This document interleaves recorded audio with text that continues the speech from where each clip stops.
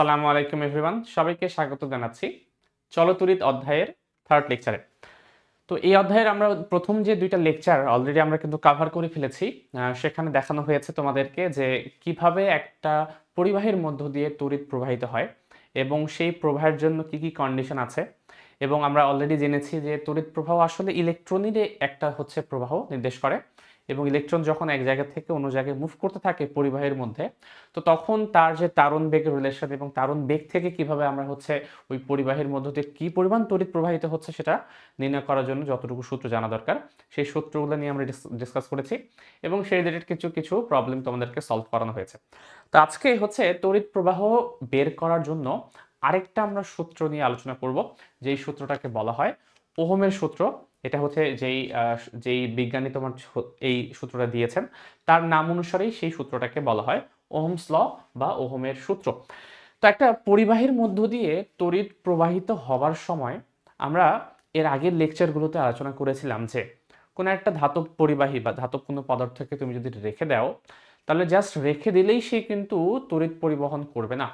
কারণ তড়িৎ পরিবহন করার জন্য আমাকে বাইরে থেকে কিছু না কিছু দিতে হবে, কিছু না কিছু হচ্ছে প্রোভাইড করতে হবে, যার কারণে যার প্রভাবে ইলেকট্রনগুলো কিন্তু একটা নির্দিষ্ট ডিরেকশনে হচ্ছে যাওয়া স্টার্ট করে। কি দিতে হবে সেটা কি হচ্ছে, আমরা বলেছিলাম যে বাইরে থেকে যদি আমি একটা ব্যাটারিকে কানেক্ট করি, অর্থাৎ আমি যেই পরিবাহের মধ্য দিয়ে তড়িৎ প্রবাহিত করতে চাচ্ছি, তার দুইটা প্রান্তে যদি আমি বিভবের পার্থক্য সৃষ্টি করতে পারি, অর্থাৎ সেখানে যদি একটা ইলেকট্রিক ফিল্ড আমি এটা জেনারেট করতে পারি, তাহলে সেই ইলেকট্রিক ফিল্ডের কারণে তার মধ্যে থাকা যে মুক্ত ইলেকট্রনগুলো আছে সেই মুক্ত ইলেকট্রনগুলোর উপর আমি কিন্তু বল প্রয়োগ করতে পারবো, এবং সেই বলের প্রভাবেই অ্যাকচুয়ালি ইলেকট্রনগুলো এক জায়গা থেকে অন্য জায়গায় মুভ করবে, এবং তার যে অ্যাভারেজ যে ভেলোসিটিটা সেটাকে আমরা কিন্তু তারণ বেগ নাম দিয়েছিলাম গত লেকচারে। তো যাই হোক, আমরা হচ্ছে ওহমের সূত্রে আলোচনা করার আগে সেই জিনিসটা কি হচ্ছে ছোট একটু 1-2 মিনিটে একটু রিকল করার চেষ্টা করব, যে আমাদের যে পরিবাহীটা ছিল, আপাতত আমি ইলেকট্রন বা কিছু আঁকছি না, এই হচ্ছে আমার পরিবাহী। এই পরিবাহীটাকে আমি হচ্ছে এর পরিবাহীর মধ্য দিয়ে আমি তড়িৎ পরিবহন করতে চাচ্ছি।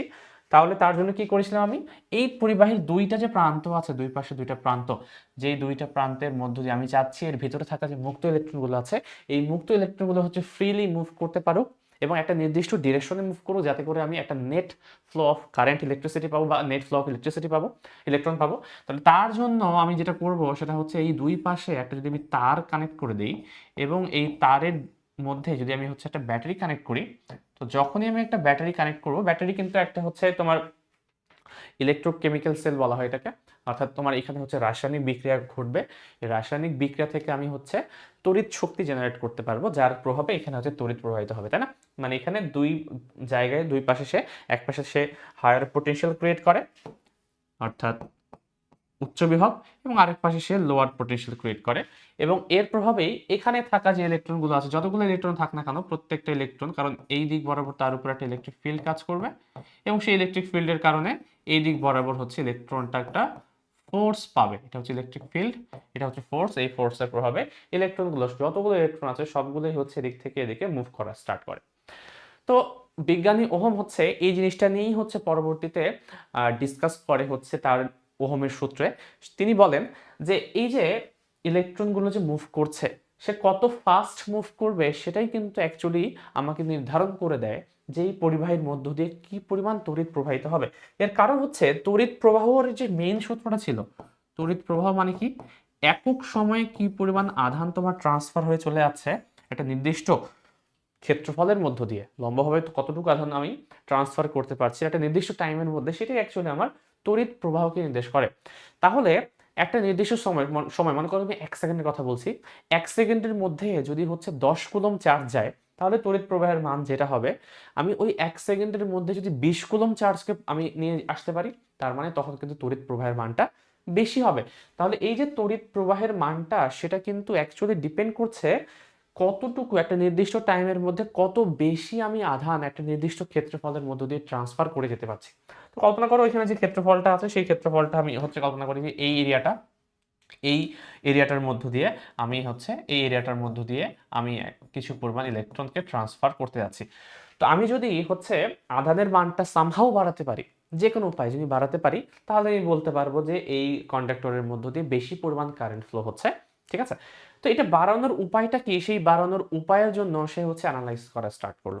এনালাইজ করতে গিয়ে দেখে যে এইখানে আমি যে ব্যাটারিটা ইউজ করছি, এই ব্যাটারিটার হচ্ছে আমি কল্পনা করি যে এই প্রান্তে যে তোমার হচ্ছে হায়ার পোটেনশিয়াল আর এই প্রান্তে যে হায়ার পোটেনশিয়াল, যদিও তোমরা জানো যে পোটেনশিয়াল অ্যাকচুয়ালি হচ্ছে হিসাব করা যায় না। কখন একটা একটা বিন্দুর তুমি হচ্ছে বিভব হিসাব করতে পারবা না, তুমি হচ্ছে দুইটা বিন্দুর তোমার বিভব পার্থক্য সবসময় হিসাব করতে পারো বা নির্ণয় করতে পারো। একটা বিন্দুর বিভব কখনই হচ্ছে আমরা হিসাব করতে পারি না। হ্যাঁ, আরেকটার সাপেক্ষে আরেকটার বিভব কত হতে পারে, কত বেশি বা কম, সেটা আমরা হচ্ছে কনসিডার করে হিসাব করি। তো যাই হোক, এই দুইটা প্রান্তের যে বিভব যে পার্থক্যটা, সেই বিভব পার্থক্য আমি কল্পনা করি, যদি আমি বের করতে পারতাম, পারবা না, এটা যদি V1 বলি, এটা যদি V2 বলি, তাহলে এই দুইটার বিভব পার্থক্য যদি আমি বলা হয় V1 মাইনাস V2, এটাকে হচ্ছে বিভব পার্থক্য আমরা ভি দ্বারা নাম করছি। তিনি দেখেন যে যদি আমি হচ্ছে এই দুইটা পয়েন্টের মধ্যে বিভব পার্থক্যের মানটাকে আমি চেঞ্জ করতে পারি, সামহাও যদি আমি বাড়িয়ে দিতে পারি, এই বাড়ানোর সাথে সাথে এর মধ্য দিয়ে কি পরিমাণ কারেন্ট ফ্লো হবে, সেই কারেন্ট ফ্লোটা আবার চেঞ্জ হয়ে যাচ্ছে। তার মানে সেটা কেন চেঞ্জ হচ্ছে? এটা চেঞ্জ হওয়ার একটা কারণ হচ্ছে, তুমি তোমার যদি একটু স্থির তড়িৎ চ্যাপ্টারটার কথা মনে করার চেষ্টা করো, আমরা কিন্তু দেখেছিলাম যে একটা দুইটা পয়েন্টের মধ্যে, এই দুইটা পয়েন্টের মধ্যে বিভব পার্থক্যের উপর অ্যাকচুয়ালি এই দুইটা পয়েন্টের মধ্যে কি পরিমাণ তোমার ইলেকট্রিক ফিল্ড জেনারেট হবে সেটা ডিপেন্ডেন্ট। এবং তার মধ্যে যে সূত্রটা ছিল, আমি যদি ডিফারেন্সিয়েশন ইউজ না করে ডিরেক্ট যদি সূত্রটা বলি, তাহলে ই সমান আমরা জানি হচ্ছে ই সমান ভি ডিভাইড বাই ডি। যদি তুমি এই দূরত্বটাকে ডি বলো আর কি, এই দূরত্বটাকে, টোটাল যে দূরত্বটা আছে এটাকে যদি তুমি ডি বলো, ঠিক আছে, তাহলে আমি ই সমান বলতে পারি ভি ডিভাইড বাই ডি। এরকম একটা সূত্র তোমরা স্থির তড়িতে অবশ্যই পড়ে আসছো, তাই না? তাহলে দেখা যাচ্ছে যে যেই দুইটা পয়েন্টের মধ্যে আমি হচ্ছে ইলেকট্রিক ফিল্ড জেনারেট করতে যাচ্ছি, সেই দুইটার বিভব পার্থক্য যদি বেশি হয়, সামহাও যদি আমি, কারণ ডি তো কনস্ট্যান্ট, ধাতব পদার্থটা তুমি একটা নির্দিষ্ট দূরত্বের নিয়েছো, দৈর্ঘ্যে নিয়েছো, দৈর্ঘ্যটা কনস্ট্যান্ট, তাহলে সামহাও তুমি যদি এই দুইটা পয়েন্টের বিভব পার্থক্যের মান বাড়াতে পারো, তাহলে অটোমেটিক্যালি বিভব পার্থক্য বেড়ে গেলে কিন্তু ই বেড়ে যাবে। তার মানে ভি যদি আমি কখনো বাড়াতে পারি, আমি কিন্তু অ্যাকচুয়ালি আমার ইলেকট্রিক ফিল্ডের ভ্যালুটা কিন্তু বাড়িয়ে দিতে পারছি। এবং ইলেকট্রিক ফিল্ডের সাথে অ্যাকচুয়ালি এই ইলেকট্রনটার উপর কি পরিমাণ ফোর্স কাজ করবে সেটা রিলেটেড, কারণ আমরা জানি এফ সমান হচ্ছে কিউ ই, এই সূত্র মেনে চলে। ভেক্টর উপায়ে বললে এখানে হচ্ছে ভেক্টর চিহ্ন হবে একটা, এবং ই এবং এফ পরস্পর বিপরীত আমরা অলরেডি শিখেছি, কারণ এটা নেগেটিভ চার্জ একটা। তাহলে যেই মোমেন্টে তুমি হচ্ছে ইটা বাড়িয়ে দিলে, ই বাড়ার সাথে সাথে কিউ তো কনস্ট্যান্ট, কারণ কিউ হচ্ছে ইলেকট্রনের আধান, এটা হচ্ছে অলওয়েজ কনস্ট্যান্ট থাকবে, এবং ই যখনই তুমি বাড়াবে তখন অটোমেটিক্যালি কিন্তু এফ এর মানটা বেড়ে যাচ্ছে। তার মানে ই যখনই আমি বাড়াচ্ছি, এর কারেসপন্ডিং তোমার হচ্ছে ইলেকট্রনের উপর যে ফোর্সটা, সেই ফোর্সটা কিন্তু বেড়ে যাচ্ছে। কারণ দেখো, একটার সাথে আরেকটা রিলেটেড। যেই মোমেন্টে তুমি হচ্ছে ভিটাকে বাড়িয়ে দিলে, বিভব পার্থক্য বাড়িয়ে দিলে দুইটা পয়েন্টের মধ্যে, সেই সাথে সাথে অ্যাকচুয়ালি ইলেকট্রিক ফিল্ডের যে তীব্রতাটা, সেই তীব্রতাটা বাড়িয়ে দিল, এবং তীব্রতা বাড়ার সাথে সাথে ওই ইলেকট্রনের উপর কি পরিমাণ ফোর্স কাজ করবে, সেই ফোর্সটা বেড়ে যাবে। তাহলে অ্যাভারেজে তুমি যদি কল্পনা করো, প্রত্যেকটা ইলেকট্রনের উপর যদি ফোর্সের মানটা বৃদ্ধি পায়, তুমি একটা বস্তুকে যদি আস্তে টানো, তাহলে সে যত দ্রুত আসবে, তাকে তুমি যদি জোরে জোরে টানো, তাহলে কি সে বেশি দ্রুত আসবে না? সেম ঘটনাটাই ঘটে এখানে। যেই মোমেন্টে আমি ইলেকট্রিক ফিল্ডের মানটা বাড়িয়ে দিব, ফোর্সের মানটা বেড়ে যাবে। ফোর্সের মান বাড়ার সাথে সাথে একটা নির্দিষ্ট সময়ের মধ্যে, 1 সেকেন্ডের মধ্যে, আগে যদি হচ্ছে তোমার কম পরিমাণ আধান আসতো, এখন বেশি পরিমাণ আধান কিন্তু সে পুল করতে পারবে একটা নির্দিষ্ট টাইমে, ঠিক আছে? আগে 1 সেকেন্ডে হয়তো ইলেকট্রনগুলো খুবই স্লোলি আসছিল, এখন বেশি ফাস্ট আসা ট্রাই করবে। তাহলে যখনই হচ্ছে এফ এর মানটা বেড়ে যাবে, তখন অ্যাকচুয়ালি কি হবে, একক সময়ে আধানের পরিমাণ বেড়ে যাবে। আধানের পরিমাণ, যেটাকে অ্যাকচুয়ালি আমরা আই বলি। একক সময়ে আধানের পরিমাণ মানেই তো হচ্ছে তড়িৎ প্রবাহ। সহজ কথায় তড়িৎ প্রবাহ বেড়ে যাবে। তাহলে দেখো, একটার সাথে আরেকটা লিঙ্কটা আমরা কিভাবে বুঝতে পারলাম, যে হ্যাঁ, আমি যখনই যেইটা ধাতব পদার্থের মধ্যে বা যেই পরিবাহের মধ্যে দিয়ে আমি তড়িৎ প্রবাহিত করতে চাচ্ছি, তার দুই পয়েন্টে যদি আমি হচ্ছে ভোল্টেজটাকে বাড়াই দেই, তাহলে ভিতরে এত কিছু ঘটনার পরে দেখা যায় যে কারেন্টের মান বেড়ে যায়। তার মানে ওহম এই সিদ্ধান্তে পৌঁছালো যে ভোল্টেজের যে মানটা আছে, দুইটা প্রান্তের বিভব যে পার্থক্য আছে, এই বিভব পার্থক্যের উপর অ্যাকচুয়ালি কারেন্টের ফ্লোটা কিন্তু একেবারে ডিরেক্টলি প্রপোর্শনাল। আমি যেই অনুপাতে বাড়াচ্ছি, সেই অনুপাতেই তুমি কারেন্ট প্রবাহটা বৃদ্ধি পেতে পারছো। তো এটা হচ্ছে তিনি সূত্রটা তার হচ্ছে লিখনিতে এভাবে দিলেন যে যদি আমি হচ্ছে পরিবাহীর দুই প্রান্তের বিভব পার্থক্য বাড়িয়ে দেই, তাহলে তড়িৎ প্রবাহের মান বেড়ে যাবে, অর্থাৎ বিভব পার্থক্য এবং তড়িৎ প্রবাহ হচ্ছে পরস্পর সমানুপাতিক।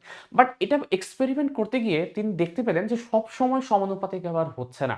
যত আমি বিভবের মানটা বাড়াচ্ছি, এখানে আরেকটা ঝামেলা ক্রিয়েট হচ্ছে। সেই ঝামেলাটা কি?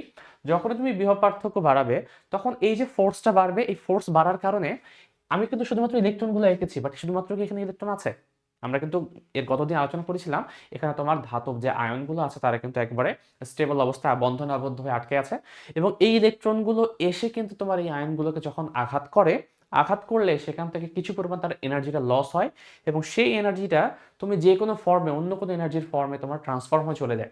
ম্যাক্সিমাম ক্ষেত্রে এইসব ধাতব পদার্থের ক্ষেত্রে এটাকে আমরা তাপ শক্তি রূপে দেখতে পাই। আমি তোমাদেরকে বলেছিলাম কত ক্লাসে, যে তুমি যদি হচ্ছে এটাকে হচ্ছে ভোল্টেজটাকে সরিয়ে নিয়ে একটু টাচ করো, একটু কিছুক্ষণ কারেন্ট ফ্লো হওয়ার পরে দেখবে যে এটা গরম হয়ে গেছে। গরম হচ্ছে কি হবে, এই যে ইলেকট্রনের সাথে এই আয়নগুলোর যে হচ্ছে ধাক্কাধাক্কি হচ্ছে, এর ধাক্কাধাক্কির প্রভাবে সেখান থেকে কিছু পরিমাণ তাপ কিন্তু বের হয়ে যায়, যেটা আমি তাপ শক্তি রূপে আমি হচ্ছে ফিল করতে পারি। তো এই সমস্যাটা তিনি অনুভব করলেন যে যখন ভোল্টেজের মান বাড়াচ্ছি, কারেন্টের মান সেম হারে বাড়ছে, but up to some point. কিছুক্ষণ পর তিনি দেখলেন যে আমি যদি ভোল্টেজের মান বাড়াই, তাহলে কারেন্ট প্রবাহের মান, হ্যাঁ তড়িৎ প্রবাহের মান বাড়ছে, বাট যেই সমানুপাতিক হারে বাড়া দরকার ছিল সেই সমানুপাতিক হারে বাড়ছে না, এই সমানুপাতিক হারটা চেঞ্জ হয়ে যাচ্ছে। তো তিনি এই কারণেই তার সূত্রটাকে একটু নতুন রূপ দিলেন, যে এখানে আসলে তাপমাত্রাটা একটা ব্যাপার স্যাপার আছে কোনো, এটা পরবর্তীতে আমরা ডিসকাশন করবো অন্য লেকচারে, আজকে আমাদের সেটা লিখবো না বা দেখবো না। বাট এখানে জিনিসটা কি, জিনিসটা তিনি দেখলেন যে তাপমাত্রা যেই সাথে সাথে চেঞ্জ হচ্ছে পদার্থটা, তখন দেখা যাচ্ছে যে তড়িৎ প্রবাহের যে ভ্যালুটা সেটা এর সাথে, অর্থাৎ ভোল্টেজের সাথে ডিরেক্টলি প্রপোর্শনাল হচ্ছে না, অর্থাৎ সমানুপাতিক হারে, এক্স্যাক্টলি সমানুপাতিক হারে চেঞ্জ হচ্ছে না, চেঞ্জ হচ্ছে ঠিকই বাট সমানুপাতিক হারে চেঞ্জ হচ্ছে না, এর মধ্যে কোনো একটা ভেজাল দেখতে পাওয়া যাচ্ছে। এই কারণে তিনি তার সূত্রটাকে এইভাবে বললেন যে তোমার ভোল্টেজ বাড়লে কারেন্ট বাড়বে, এটা ফর শিওর, এটা হবেই, but up to some point, বা আমি যদি বলতে চাই যে সমানুপাতিক হারে বাড়বে, তাহলে এটা একটা ক্রাইটেরিয়া আমি সেট করে দেবো যে তাপমাত্রাটা কনস্ট্যান্ট থাকতে হবে। যে তাপমাত্রা আমি কাজ শুরু করেছিলাম, যদি সেম তাপমাত্রা হচ্ছে আমি মেনটেন করি, তাহলে হচ্ছে এটা হওয়া পসিবল। এই কারণে তিনি তার সূত্রটাকে বললেন এভাবে, যে নির্দিষ্ট তাপমাত্রায়, নির্দিষ্ট তাপমাত্রায়, কারণ তাপমাত্রার উপর তিনি একটা ইফেক্ট দেখতে পেলেন পরীক্ষা থেকে, ঠিক আছে? তো নির্দিষ্ট তাপমাত্রায় কোনো পরিবাহীর মধ্য দিয়ে, কোনো পরিবাহীর মধ্য দিয়ে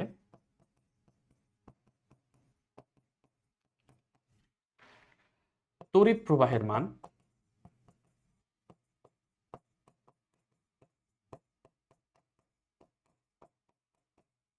ওই পরিবাহীর দুই প্রান্তে বিভব পার্থক্যের সমানুপাতিক।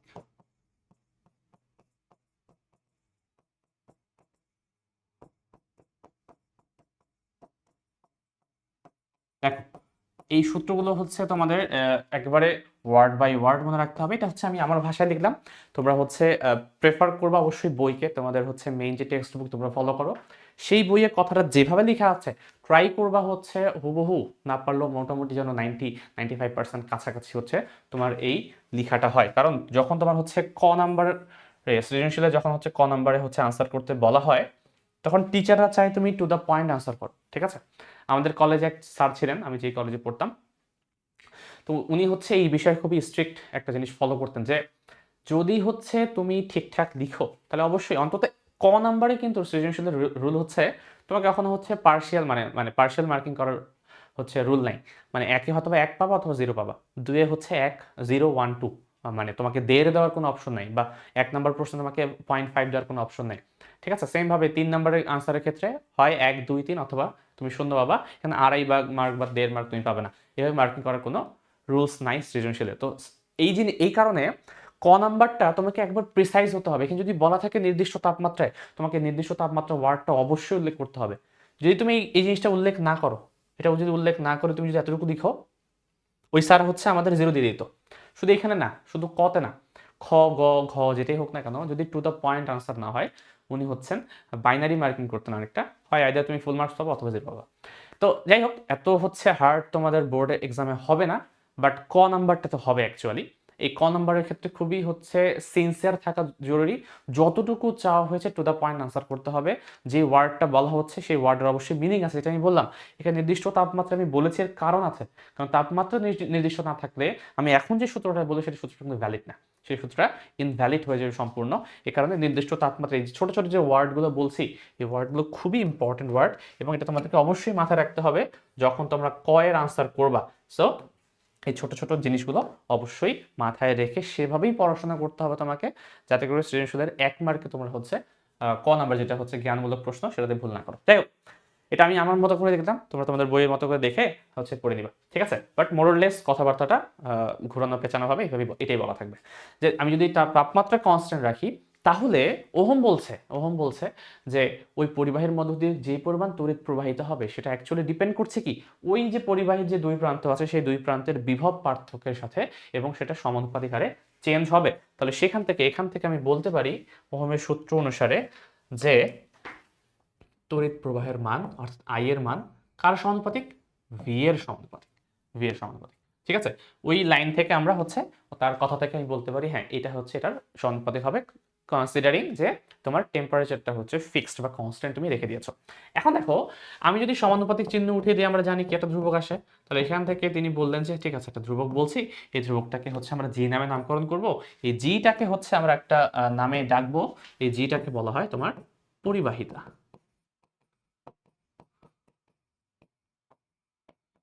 এই সূত্র তিনি প্রুফ করতে গিয়ে বা হচ্ছে দিতে গিয়ে আরেকটা জিনিসও খেয়াল করলেন, সেটা হচ্ছে এই যখন সে সূত্রটা দিয়েছেন উনি কিন্তু ওই পরিবাহীটাকে চেঞ্জ করেননি, পরিবাহীটাকে ফিক্সড রেখেছেন। পরিবাহীটাকে ফিক্সড রেখে তাপমাত্রা কনস্ট্যান্ট রেখে একটা নির্দিষ্ট পরিবাহের মধ্যে, কোনো মানে আমি নির্দিষ্ট পরিবাহের কথা বলছি, ওকে, নির্দিষ্ট তাপমাত্রায় কোনো নির্দিষ্ট যে পরিবাহী আছে তার জন্য আমি কনসিডার করছি। এটা যদি তামা হয় তাহলে সে একরকম হচ্ছে কারেন্ট ফ্লো দিবে সেম পরিমাণ ভোল্টেজ ডিফারেন্সে। আমি একই পরিমাণ ভোল্টেজ একই তাপমাত্রায় আমি লোহার জন্য যখন অ্যাপ্লাই করব তখন দেখা যাবে যে কারেন্টের মানটা হয়তো সেম পাবো না, যেটা আমি তামার ক্ষেত্রে পেয়েছিলাম।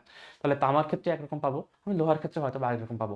এই কারণে তিনি বলছেন যে হ্যাঁ এটা তো সমানুপাতিক, তাহলে সমানুপাতিক হলে কি কি জিনিসের উপর ডিপেন্ড করছে এই সমানুপাতিক ধ্রুবকটা, সেটা ডিপেন্ড করছে অ্যাকচুয়ালি আমি এইখানে কি পদার্থ, কোন পদার্থটা ইউজ করছি সেটার উপর, প্লাস হচ্ছে আমি তাপমাত্রাটা কি রকম নিয়েছি তার উপর। তার মানে এই পরিবাহিতার একটা হচ্ছে ডিপেন্ডেন্সি তাপমাত্রার উপর আছে এবং পদার্থের উপর আছে।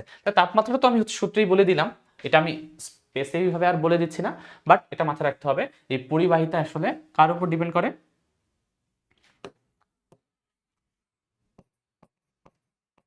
পরিবাহী পদার্থের উপর নির্ভরশীল, মাথায় রাখতে হবে এটা, ওকে, পদার্থের উপর নির্ভরশীল।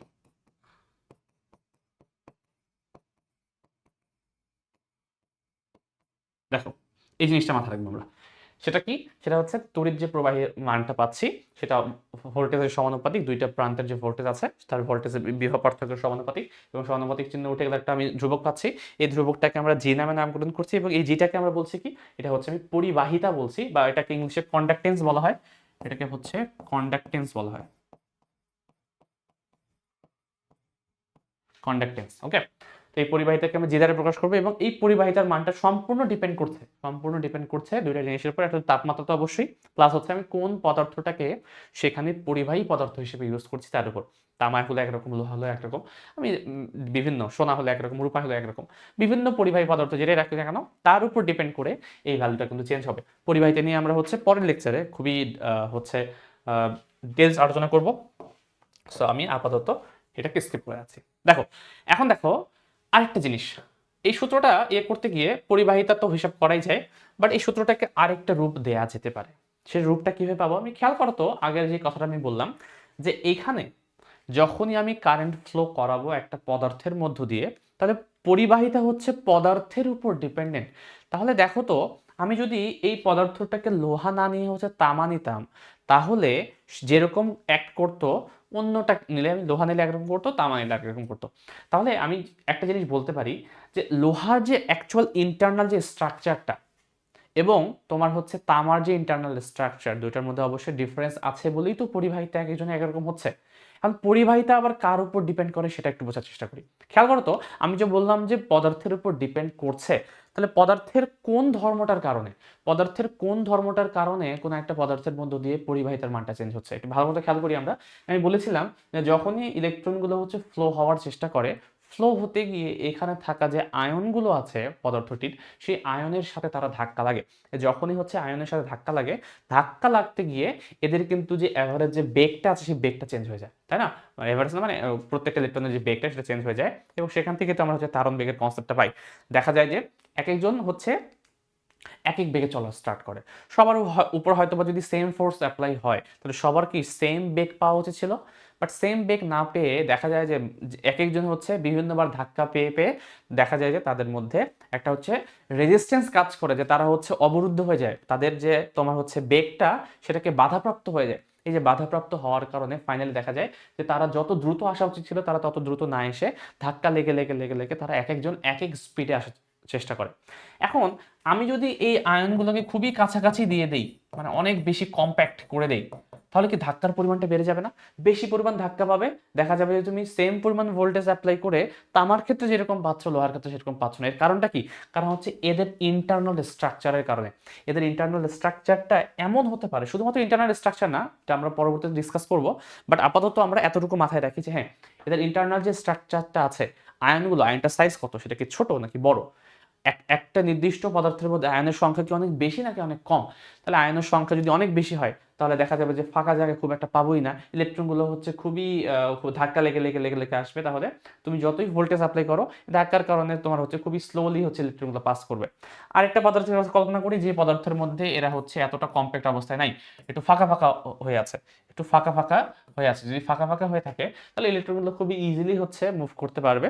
হ্যাঁ, ধাক্কা লাগবে, বা ধাক্কার পরিমাণটা হচ্ছে লোহার মতো যেরকম সেটা লাগছে না, তামার ক্ষেত্রে হয়তো বা একটু ধাক্কাটা কম লাগবে, তার মানে এটা বাধাপ্রাপ্ত হবে কম।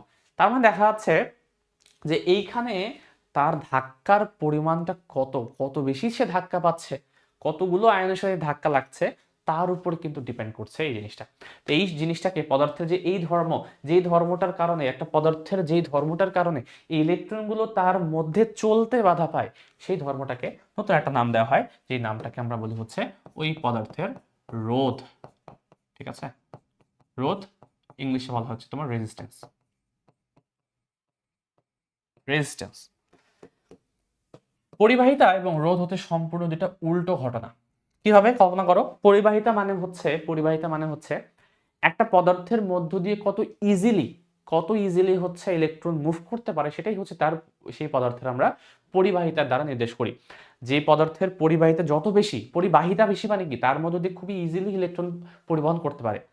আর পরিবাহিতার ঠিক উল্টো জিনিসটাই হচ্ছে রোধ বা রেজিস্ট্যান্স, অর্থাৎ যার মধ্যে রোধ যত বেশি। কল্পনা করো, তোমাকে আমি বাধা দিয়ে রেখে দিচ্ছি, তুমি হচ্ছে মুভ করতে যাচ্ছ একটা রুমের মধ্যে দিয়ে 100 জন মানুষ, ছোট একটা রুম, 100 জন মানুষ, তুমি হচ্ছে রুমের এক পাশ থেকে অপর পাশে যেতে যাচ্ছ। তো এতগুলো মানুষের ভিড়ে তুমি কি অনেকে চাপাচাপি হয়ে যেতে হবে না? তোমার অ্যাভারেজ ভেলোসিটি কল্পনা করো, তুমি খুবই স্লোলি তোমাকে মুভ করে করে একটা মানুষটাকে সরাই ফাইনালি যেতে হবে তোমাকে। তার মানে তোমার জন্য খুবই কষ্টের একটা ব্যাপার। ইলেকট্রনের জন্য সেম জিনিস, যে তার মধ্য দিয়ে ওই যে এই জায়গাটা বেশি কম্প্যাক্ট হয়ে গেছে, এখানে অনেকজন হচ্ছে তোমার আয়ন আছে, তার মধ্য দিয়ে সে ধাক্কা লেগে লেগে লেগে লেগে ফাইনালি এক জায়গা থেকে অন্য জায়গায় যাচ্ছে। এই কারণে তার পরিবাহিতাটা কমে যাবে, সে স্লোলি মুভ করা স্টার্ট করবে। বাট যদি হচ্ছে আমি রুমটা ফাঁকা করে দিই, তাহলে তোমার জন্য কিন্তু যাওয়াটা ইজি হয়ে যাবে, যেটা হচ্ছে ইলেকট্রনের জন্য সত্যি, যে তার জন্য এখন যাওয়াটা ইজি হয়ে যাবে। এ কারণে তার পরিবাহিতা বেশি হয়ে যাবে। পরিবাহিতা তখনই বেশি হবে যখন আমি লোড কমিয়ে দিচ্ছি, বা হচ্ছে তোমার রোধের মানটা কমিয়ে দিচ্ছি। এই কারণে বলা হয় যে রোধ অ্যাকচুয়ালি পদার্থের এমন একটা ধর্ম, যার কারণে ইলেকট্রন চলাচল বাধাপ্রাপ্ত হয়, বা তড়িৎ পরিবহন বাধাপ্রাপ্ত হয়। তাহলে হচ্ছে এটা পদার্থের ধর্ম, পদার্থের ধর্ম, যার কারণে ইলেকট্রন চলাচল, বা তুমি অন্য ভাষায় বলতে পারো যে তড়িৎ পরিবহন বাধাপ্রাপ্ত হয়ে যায়, বাধাপ্রাপ্ত। বুঝা গেছে? যার কারণে ইলেকট্রনটা সহজে মুভ করতে পারে না, যেটা তার স্বাভাবিক নেচার ছিল, যেটা সে যেতে চাচ্ছে, বা ধাক্কার কারণে সে যেতে পারছে না।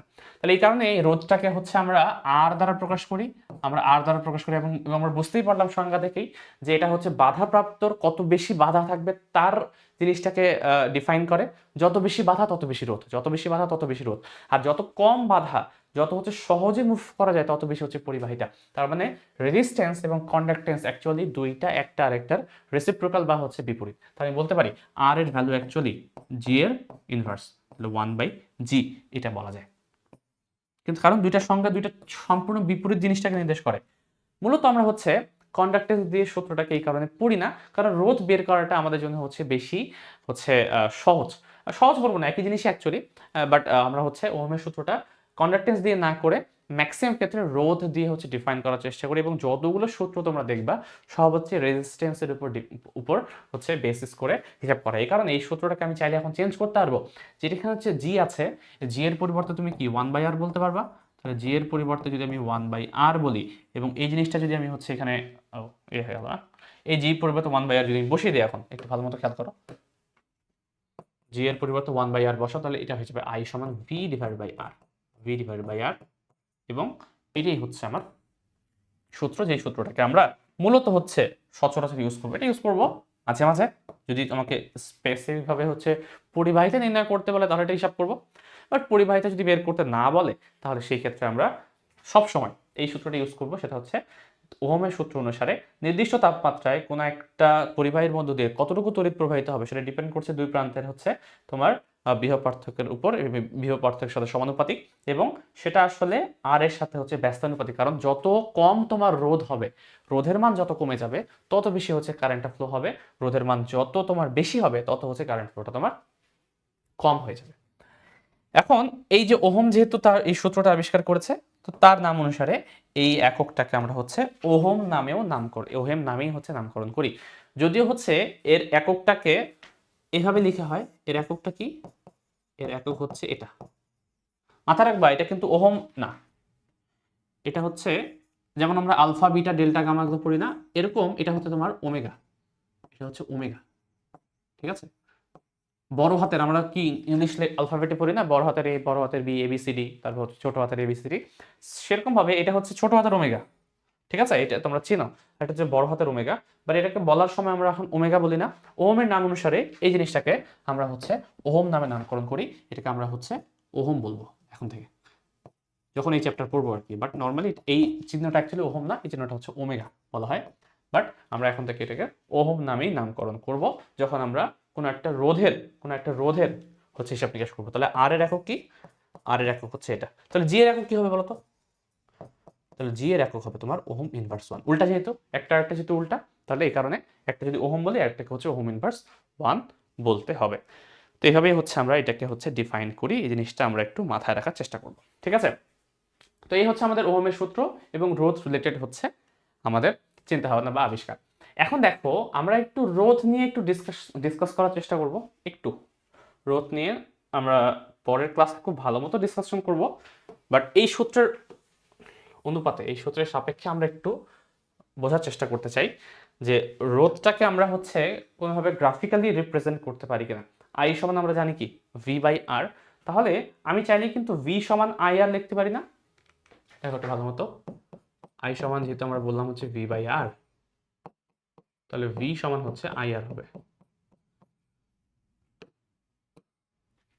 আমি যদি একটা গ্রাফ ড্র করতে চাই, গ্রাফটা দেখতে এরকম হবে,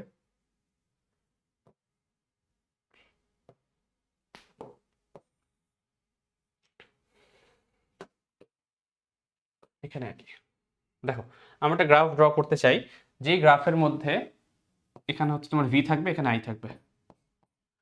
তাহলে ভি ভার্সেস আই এর যদি একটা গ্রাফ ড্র করতে চাই এই সূত্রের সাপেক্ষে, এই সূত্রের সাপেক্ষে যদি আমি হচ্ছে অঙ্কন করতে চাই, তাহলে গ্রাফটা দেখতে কিরকম হবে মাথায় আছে? কোনো একটা গ্রাফ অঙ্কন করার সময় কি জিনিস মাথায় রাখতে হয়, যে ইকুয়েশন থেকে আমরা গ্রাফটা হিসাব করছি সেই ইকুয়েশনে ভি আছে কি ওয়াই অক্ষে, তাহলে ভিটাকে আমরা হচ্ছে ওয়াই কল্পনা করবো। এখন ভি এর পরিবর্তে ওয়াই কল্পনা করবো। আইটা হচ্ছে তোমার কোন অক্ষে আছে, আইটা হচ্ছে তোমার এক্স অক্ষে আছে, তাহলে এর পরিবর্তে তুমি এক্স কল্পনা করো। তাহলে এটা ওয়াই সমান সামথিং ইন্টু এক্স, এটাকে দেখতে অনেকটা এম ইন্টু এক্স না, এম ইন্টু এক্স এর মতো। তো y সমান mx, এটা হচ্ছে কিসের সূত্র বলো তো? এটা হচ্ছে তোমার মূল বিন্দুগামী সরলরেখার সমীকরণকে আমরা হচ্ছে y সমান mx বলি। তাহলে এটা হচ্ছে মূল বিন্দুগামী একটা সরলরেখা পাওয়া যাবে, সেটা হচ্ছে দেখতে এরকম। বোঝা গেছে? মূল বিন্দুগামী সরলরেখা। তাহলে কখনো যদি বিভবের সাথে তোমার তড়িৎ প্রবাহের আমরা গ্রাফ অঙ্কন করি, সেই গ্রাফটার অ্যাকচুয়ালি যে হবে সেটা হবে কি মূল বিন্দুগামী সরলরেখা, এবং এই গ্রাফটা যে ঢালটা আমি পাবো, এই ঢালটা, আমরা ঢাল মানে কি জানি? ঢাল মানে জানি হচ্ছে আমরা যে দুইটা পয়েন্ট আছে আমার কাছে, সেই দুইটা পয়েন্টের মধ্যে ডিফারেন্স হিসাব করা। তাহলে এই দুইটা পয়েন্টের মধ্যে হচ্ছে y এর তোমার ডিফারেন্স দুইটা পয়েন্টের, এবং হচ্ছে x এর ডিফারেন্স। তো y বরাবর কি আছে? v আছে, আর x বরাবর কি i আছে। তাহলে delta v divided by delta i, v by i মানে কি অ্যাকচুয়ালি v বাই i মানে কি আমি আর বলতে পারি না? তাহলে এটা সমান আমি আর বলতে পারবো। তার মানে যদি আমি v বনাম i এর কোনো গ্রাফ ড্র করি এবং সেখান থেকে আমি যদি ঢালের মানটা কোনোভাবে হিসাব করতে পারি, সেই ঢালটা অ্যাকচুয়ালি আমার হচ্ছে এই যে যেই পদার্থটার কথা আমি বলছি, সেই পদার্থটার রোধের মান কীরকম হবে সেই রোধের মান সম্পর্কে আমাকে আইডিয়া দেয়। ঠিক আছে? এবং এটা গ্রাফটা দেখেই বুঝতে পারছি যে এটা তো হচ্ছে একটা সরল রেখা। তার মানে কি এটা সরল রেখার ঢাল কি সব জায়গায় কনস্ট্যান্ট হয় না? এটা সরলরেখার ঢাল কিন্তু প্রত্যেকটা বিন্দুতে সেম। তুমি এই দুইটা বিন্দু নিলে যেরকম হতো, তুমি এই দুইটা বিন্দু নিলে সেম হবে, এই দুইটা বিন্দু নিলে সেম হবে। তুমি যে দুইটা পয়েন্ট নাও না কেন ম্যাটার করে না, তুমি যে কোনো দুইটা পয়েন্ট নাও না কেন ঢালের মানটা সরলরেখার সব জায়গায় সেম। ঠিক আছে? তাহলে এই সূত্রটা আমরা পাবো। তাহলে এই যে গ্রাফটা দেখতে পাচ্ছ তুমি, এই গ্রাফটা অ্যাকচুয়ালি পরিবাহীর জন্য প্রযোজ্য, মানে যে যতটুকু আমরা শিখলাম এতক্ষণ ধরে। আমি আরেকটু হিন্ট বা আইডিয়া তোমাদেরকে দিতে চাই আরেকটা চ্যাপ্টার, সেটা হচ্ছে তোমার সেমিকন্ডাক্টর নামে একটা চ্যাপ্টার আছে তোমাদের। সেখানেও আমরা কিন্তু ওহমের সূত্র নিয়ে আলোচনা করব কিছু কিছু সময়। বাট সেইখানে আমি যদি কোনো একটা সেমিকন্ডাক্টর বা অর্ধ পরিবাহীর ক্ষেত্রে আমি যদি সেম গ্রাফ ড্র করতাম, এই গ্রাফটা দেখবে যে এরকম আসবে না, এই গ্রাফটা দেখতে এরকম আসবে না। আমি হচ্ছে গ্রাফটা একটু অন্যরকম পাবো। আমি ড্র করে রেখে দিই, পরবর্তীতে তোমাদের শেখাবো কেন এরকম আসছে, ওটা ওই লেকচারে ওই ক্লাসে হচ্ছে আমরা দেখবো ভালো মতো। বাট ভি বনাম যদি আই এর আমি হচ্ছে একটা সেমিকন্ডাক্টরের ক্ষেত্রে ড্র করতাম গ্রাফটা দেখা যাবে যদি এরকম কিছু একটা পাওয়া যেত। যেটা একটু আগে সরলরেখা পাওয়া যাচ্ছিল, সেটা এখন সরলরেখা পাওয়া যায় না। এর কারণ হচ্ছে পরিবাহী যেমন হচ্ছে তোমার ওহমের সূত্রটা খুব সুন্দরভাবে মেনে চলে, সেমিকন্ডাক্টর গুলো কিন্তু ওহমের সূত্রটা মেনে চলে না। তো এটা কার জন্য প্রযোজ্য? অর্ধ পরিবাহীর জন্য।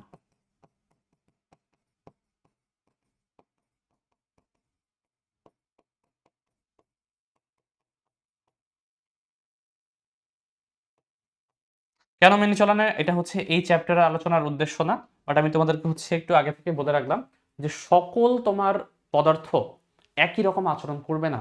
ওহমের সূত্র শুধুমাত্র হচ্ছে তারাই মেনে চলবে যারা হচ্ছে এরকম একটা গ্রাফ দিবে। নর্মালি হচ্ছে ধাতুগুলো বা হচ্ছে তোমার পরিবাহী যে পদার্থগুলো আছে সেগুলো খুবই কম তাপমাত্রায় লো টেম্পারেচারে হচ্ছে, যেটা হচ্ছে আমাদের রুম টেম্পারেচার বা এর আশেপাশে টেম্পারেচারের মধ্যে 100 ডিগ্রির কম বা হচ্ছে 40-50 ডিগ্রি এই রেঞ্জের মধ্যে হচ্ছে ওহমের সূত্রটাকে পারফেক্টলি মেনে চলে। ঠিক আছে? টেম্পারেচার যেই আমি বাড়িয়ে দিব, বাড়ানোর সাথে সাথে তুমি যদি টেম্পারেচার কনস্ট্যান্টও রাখো, তখনও দেখা যায় যে কনস্ট্যান্ট টেম্পারেচারও সেটা কিন্তু ওহমের সূত্র কারেক্টলি হচ্ছে মেনে চলে না। একটু কিছু সময় পরে হচ্ছে সেটা সরলরেখা না হয় বেন্ড করে চলে যায়। কারণ বেন্ড করে কি সেটা এই দিকে যায় নাকি এই দিকে যায়, কোন দিকে যায় সেটা আমরা হচ্ছে ওই সেমিকন্ডাক্টর চ্যাপ্টারে হচ্ছে কথা বলবো, ডিটেলস আলোচনা করব। তো যাই হোক, আমাদের মেইন উদ্দেশ্য হচ্ছে এটা বলা যে ওহমের সূত্রটা কিন্তু একবারে হচ্ছে পারফেক্ট ল না। এটা শুধুমাত্র কার জন্য প্রযোজ্য? পরিবাহের জন্য প্রযোজ্য, এবং সকল পরিবাহের জন্য আবার না, সব ক্ষেত্রে না, শুধুমাত্র হচ্ছে আমরা কম তাপমাত্রা হিসাব করি। বাট যেহেতু তোমাদের এই লেভেলে আসলে অত কিছু জানার দরকার নেই, আমরা আমাদের ক্ষেত্রে যতগুলো সূত্র হচ্ছে কারেন্ট নির্ণয়ের ক্ষেত্রে, ইলেকট্রিসিটি বা যদি আমাকে বলে তড়িৎ প্রবাহের মানটা বের করো, তাহলে বের করার ক্ষেত্রে আমরা কল্পনা করেই নিব সেটা হচ্ছে ওহমের সূত্রকে মেনে চলে, এবং হচ্ছে সেটা লো টেম্পারেচারেরই কোনো হচ্ছে রেজিস্টর একটা বা রেজিস্ট্যান্স একটা দেয়া আছে, তার সাপেক্ষে আমার হচ্ছে সকল ক্যালকুলেশনগুলো আমরা হিসাব করব। এই কারণে আমরা হচ্ছে এত কিছু মাথায় আনবোই না যে সূত্র মেনে চলে কি চলে না, এটা ম্যাটার করে না আমার জন্য। আমরা হচ্ছে যদি এই চ্যাপ্টারের প্রবলেমগুলো সলভ করতে চাই, তখন হচ্ছে আমাদেরকে এই ওহমের সূত্র মেনে চলে এটা হিসাব করেই করতে হবে। যখন আমরা হচ্ছে এই চ্যাপ্টারে হিসাব নিকাশ করব, তখন দেখব যে আমি হচ্ছে যেটা হচ্ছে আমি বললাম যে ঢালের মানটা সব জায়গায় কনস্ট্যান্ট, তাহলে এই ঢালটা তো সব জায়গায় কনস্ট্যান্ট না। এই বিন্দুতে তোমাকে যদি বলে রোধের মানটা করো, এখানে ঢাল যেরকম, এই বিন্দুতে ঢাল কি সেম সেম কিন্তু না। এক এক বিন্দুতে ঢালের মানটা কিন্তু একই রকম হচ্ছে। তো ঢালের মান যেহেতু চেঞ্জ হচ্ছে এই কারণে এই রোধটাকে আমরা হচ্ছে এই রোধটাকে রোধ না বলে এটাকে আমরা হচ্ছে ডাইনামিক রেজিস্ট্যান্স বলি। ডাইনামিক বা ডাইনামিক রোধ তোমরা হচ্ছে ওই চ্যাপ্টারে পড়বে, সমস্যা নেই। যারা পড়েছো তারা জানো, যারা পড়বে তারা দেখবা যে এই রোধটাকে হচ্ছে তোমার হচ্ছে ডাইনামিক, ইংলিশে বলে ডাইনামিক রেজিস্ট্যান্স, আর বাংলা ওয়ার্ডটা আমার মাথায় আসছে না।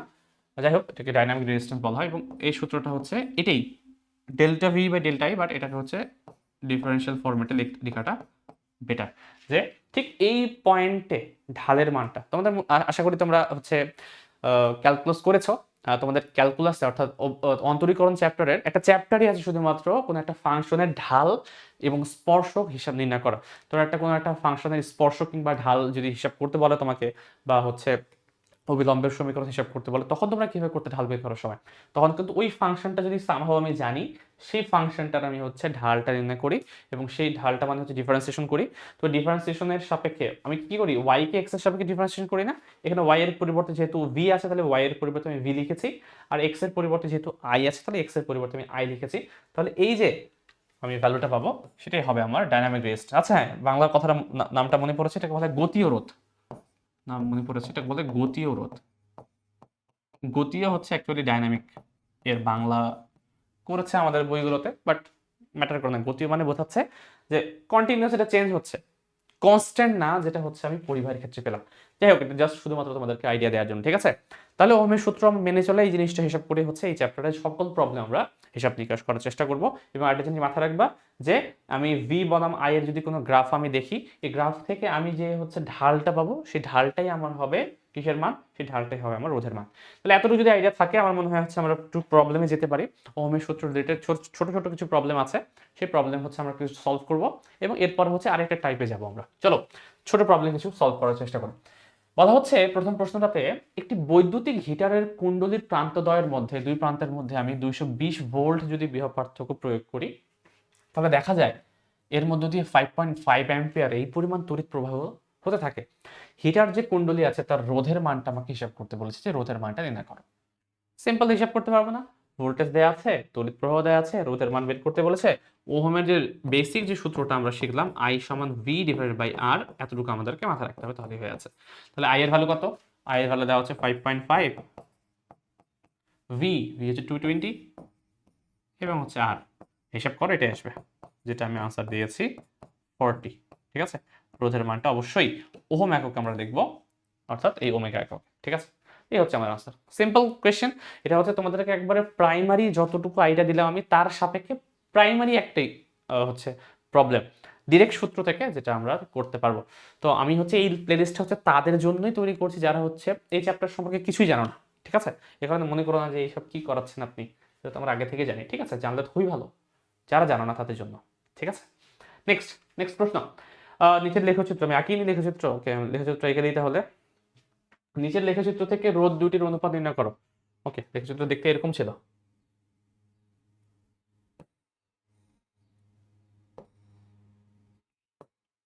একটা গ্রাফ থাকবে দেওয়া, এই হচ্ছে গ্রাফটা আমি ড্র করব এখন।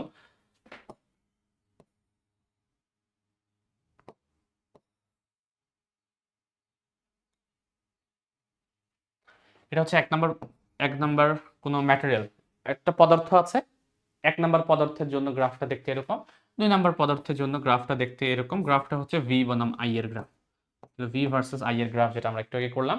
এবং এক নাম্বার রেখাটা এর সাথে 30 ডিগ্রি কোণ উৎপন্ন করে অ্যাঙ্গেল, এবং দুই নাম্বারটা এর সাথে তোমার 30 ডিগ্রি অ্যাঙ্গেল যদি উৎপন্ন করে, তাহলে এই চিত্র থেকে আমাকে বলতে হবে নিচের লেখচিত্র থেকে রোধ দুইটির অনুপাত নির্ণয় করো। এই দুইটা রোধের অনুপাত আমাকে বের করতে হবে। রোধ দুইটির অনুপাত কিভাবে বের করবো আমার বলো তো।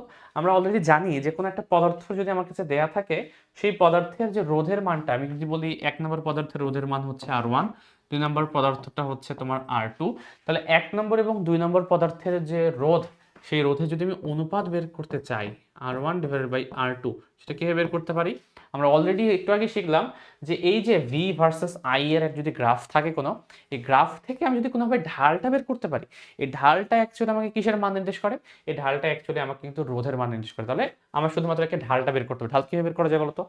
ঢাল বের করার সূত্র হচ্ছে, যদি হচ্ছে এই অ্যাঙ্গেলটা আমার কাছে সামহাও জানা থাকে, তাহলে ঢাল মানে অ্যাকচুয়ালি ঢাল, ঢাল মানে হচ্ছে ওই ওটার ট্যান থিটার সমান, তাই না? অবশ্যই থিটাটা কিন্তু এক্স অক্ষের সাপেক্ষে হতে হবে, তাহলেই মানে অর্থাৎ আই এর সাপেক্ষে হতে হবে। আই এর সাপেক্ষে হলেই আমি ট্যান থিটা বলতে পারি। যদি হচ্ছে আই এর সাপেক্ষে না হয় তখন কিন্তু তোমাকে হচ্ছে এটার সাপেক্ষে যদি হতো তাহলে তোমাকে ট্যান থিটা না হয় কট থিটা বসাতে হতো, অথবা তুমি আই এর সাপেক্ষে বের করে যদি নিতে পারো অ্যাঙ্গেলটা তাহলে ট্যান থিটা বসালেই হয়ে যাবে। তো সেম কাজটা আমি এখানে করবো অ্যাকচুয়ালি। প্রথমটার ক্ষেত্রে 1 নম্বরের ক্ষেত্রে R1 এর ভ্যালুটা আমি কি পাবো? R1 অ্যাকচুয়ালি এটা ঢাল হবে tan ইনটু 30 ডিগ্রি। এবং R2 টা কত হবে বলো তো? R2 বুঝতে পারছো? R2 এইটা হচ্ছে 30 ডিগ্রি যদি হয় তাহলে এই অ্যাঙ্গেলটা কত? এটা এটা হচ্ছে তোমার 90 থেকে 30 বিয়োগ, তাই তো? তাহলে 60 ডিগ্রি হবে। তাহলে এটা হবে তোমার tan 90 মাইনাস 30 ডিগ্রি, অর্থাৎ tan 60 ডিগ্রি। তাহলে এটার ভ্যালু আমরা জানি, এটা হচ্ছে 1/√3, এটা হচ্ছে tan 60 মানে √3। তো আমি যদি এখানে হচ্ছে বসিয়ে দিই একটু R1/R2 এর পরিবর্তে, এটা হবে 1/√3 ইনটু, নিচে আছে তো উল্টে যাবে, তাহলে 1/√3 হবে, অর্থাৎ 1/3। তাহলে অনুপাত আকারে যদি বলি R1 আর R2 এর যে অনুপাতটা এটা হবে 1/3। ঠিক আছে, ওটা আমি এখানে ভগ্নাংশ আকারে লিখেছি, যাই হোক অনুপাত আকারে লিখলে আনসারটা এটা হবে। বোঝা গেছে কিনা দেখো? শুধু যদি আমি ঢালের কনসেপ্টটা বুঝতে পারি, ঢালের কনসেপ্টটা যেটা আমি বললাম একটু আগে, ঢালের কনসেপ্টটা যদি বুঝতে পারা যায় এই টাইপের ম্যাথ তুমি ইজিলি হিসাব করে সলভ করতে পারবা। ঠিক আছে, এটা তোমাদের চিন্তার জন্য আমি রাখছি। এই প্রশ্নটা খুবই সুন্দর একটা প্রশ্ন, মানে থিওরিটিক্যাল বলা যায়। চিন্তা করে আমাকে আনসারটা বলবা, আমি করে দিচ্ছি না, তোমার আনসারটা হচ্ছে আমাকে হোমওয়ার্ক আকারে অবশ্যই পাঠালে হয়ে যাবে। আমি হচ্ছে চলে যাব নেক্সট টপিকে। আমাদের দেখো, আমাদের মানে একেবারে বেসিক আমরা হচ্ছে কিছু প্রবলেম সলভ করলাম, যে ওহমের সূত্রটা কি, সেটাকে কিভাবে ইউটিলাইজ করা যেতে পারে, তার প্রয়োগটা হচ্ছে আমরা দুইটা ম্যাথের মাধ্যমে একটু বোঝার চেষ্টা করলাম। এই সূত্র আমরা পরবর্তীতে এই চ্যাপ্টারে কতবার যে ইউজ করবো তার কল্পনা নেই। ঠিক আছে, এই কারণে সূত্রটা জাস্ট বুঝতে হবে তাহলে হয়ে যাচ্ছে। আমরা একেবারে বেসিক থেকে ধীরে ধীরে আগাচ্ছি। ওকে, বাট এই সূত্র খুবই ইম্পর্টেন্ট একটা সূত্র।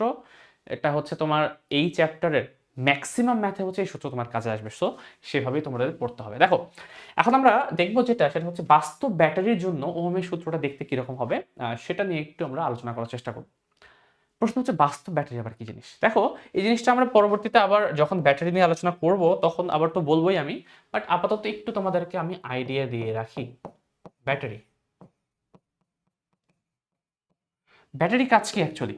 ব্যাটারি নিয়ে আমি আসলে আলোচনা করব না বেশি, কারণ হচ্ছে এটা তোমার কেমিস্ট্রিতে পড়বা, যে ব্যাটারির ভিতরে কিভাবে হচ্ছে চার্জ সংরক্ষিত থাকে, এবং তাকে আমি যখন কানেক্ট করে দিই সেটা কিভাবে ডিসচার্জ হয়, তারপর আবার তুমি এটাকে কিভাবে রিচার্জ করতে পারো, এই তোমার হচ্ছে বিক্রিয়াগুলো তোমাদের হচ্ছে কেমিস্ট্রি বইয়ে তড়িৎ রসায়ন যে চ্যাপ্টারটা আছে সেটা যদি ভালো মতো পড়ো সেখান থেকে সবই দেওয়া আছে। ওকে, তো সায়েন্স আসলে সবই কানেক্টেড, ফিজিক্স কেমিস্ট্রি ম্যাথ আলাদা কোনো জিনিস না। তিনভাবে আমরা পড়ছি কারণ তিনটার হচ্ছে উদ্দেশ্য আলাদা, বাট অ্যাকচুয়ালি সেম জিনিস, সবগুলোই হচ্ছে একটার সাথে আর একটা হচ্ছে ইন্টারলিঙ্কড, সেটা বায়োলজিও বলো না কেন, সবগুলো হচ্ছে একটার সাথে একটা লিঙ্কড। ঠিক আছে, তো যাই হোক, আমরা হচ্ছে ব্যাটারি কিভাবে কাজ করে সেটা নিয়ে আলোচনা করবো না, বাট ব্যাটারি যেটা আউটপুট দেয় সেই আউটপুটের উপর হচ্ছে আমরা ফিজিক্স অ্যানালাইজ করার চেষ্টা করবো। তো দেখো, ব্যাটারিকে মূলত হচ্ছে আমরা দুই ভাগে ভাগ করতে পারি।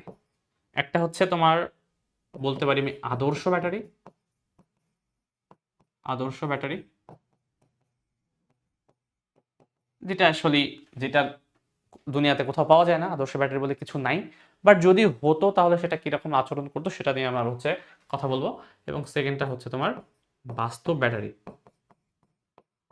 মানে যেটা অ্যাকচুয়ালি আমাদের আশেপাশে দেখতে পাওয়া যায় না, আমরা যেই ব্যাটারিটা দেখি সেটাই হচ্ছে আমার বাস্তব ব্যাটারি, আদর্শ ব্যাটারি। ঠিক আছে, আদর্শ ব্যাটারি মানে হচ্ছে আমি একটা ব্যাটারিকে বাজার থেকে কিনে আনলাম, ধরলাম এই আমার একটা ব্যাটারি আমি একটা বাজার থেকে কিনে নিয়ে আসছি, এই হচ্ছে আমার ব্যাটারি। ঠিক আছে, একটা ব্যাটারি তুমি যে দেখো এখানে সামনে হচ্ছে একটা ছোট অংশ থাকে, নিচে হচ্ছে চারটা থাকে, দুইটা আলাদা পটেনশিয়ালকে নির্দেশ করে। একটা হচ্ছে হায়ার পটেনশিয়াল, একটা হচ্ছে তোমার লোয়ার পটেনশিয়াল। ওকে, একটা ব্যাটারি হচ্ছে হায়ার পটেনশিয়াল এবং লোয়ার পটেনশিয়াল, আমি ইংলিশ ওয়ার্ডটাই বেশি ইউজ করি, উচ্চ বিভব এবং হচ্ছে তোমার নিম্ন বিভব, এবং এটাই হচ্ছে তোমার ব্যাটারি, এটা তোমার ব্যাটারি। তো এই যে ব্যাটারির হায়ার পোটেনশিয়াল এবং লোয়ার পোটেনশিয়াল যদি দুইটা পার্ট আছে, এর মধ্যে যদি হচ্ছে আমি একটা সার্কিটকে কানেক্ট করে দিই তাহলে সেটা হচ্ছে সেই সার্কিটের মধ্যে তড়িৎ প্রবাহ আমি পাবো। কাজ করি, সার্কিটে কানেক্ট করে দিই একটু। কল্পনা করো এই হচ্ছে আমার পরিবাহী একটা, এই পরিবাহের মধ্য দিয়ে আমি তড়িৎ প্রবাহিত চাচ্ছি, এটা আমার কন্ডাক্টর বা তড়িৎ পরিবাহী, ওকে, পরিবাহী। এবং এর সাথে আমি করলাম কি, এক কাজ করি, এটাকে একটু নিচে নামি।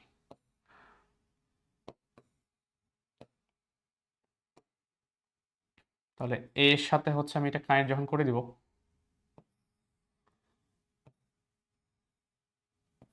এরকম, তাহলে এটা হয়ে যাবে তোমার হায়ার পটেনশিয়াল, এটা হয়ে যাবে তোমার লোয়ার পটেনশিয়াল। তাহলে ইলেকট্রিক ফিল্ড এবার কাজ করবে এই দিক বরাবর, হায়ার টু লোয়ার, এবং এই দিক বরাবর তোমার ইলেকট্রনের ফোর্সগুলো কাজ করবে, এবং তার কারণে ইলেকট্রনটা হচ্ছে এই দিক বরাবর মুভ করা স্টার্ট করবে। যাই হোক, তো এই যে ব্যাটারিটা তুমি যখন হচ্ছে বাজার থেকে ব্যাটারি কেনো, নর্মালি হচ্ছে ব্যাটারির গায়ে লেখা থাকে যে কি পরিমাণ তোমাকে হচ্ছে ভোল্টেজ সাপ্লাই দিতে পারবে, ঠিক আছে, এটা কি পরিমাণ সে ভোল্টেজ সাপ্লাই দিতে পারবে এটা লেখা থাকে। মনে করো বাজার থেকে তুমি কিনে আনলা, এটা ওখানে লেখা আছে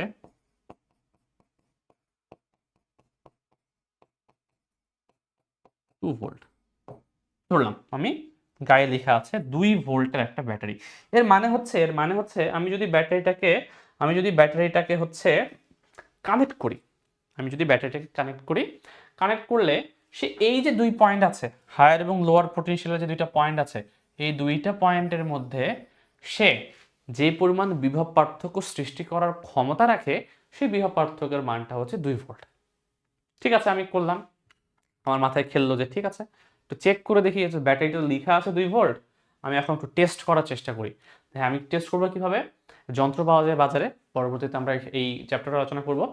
ভোল্ট মিটার নামে একটা হচ্ছে ভোল্টেজ মাপার, 2টা প্রান্তের ভোল্টেজ মাপার হচ্ছে যন্ত্র পাওয়া যায়, এটাকে আমরা ভোল্ট মিটার বলি। তো আমি একটা করলাম কি, আমি একটা ভোল্ট মিটার নিলাম, ভোল্ট মিটারে হচ্ছে 2টা মাথা থাকে, এরকম একটা যন্ত্র, ঠিক আছে, এখান থেকে 2টা মাথা থাকে,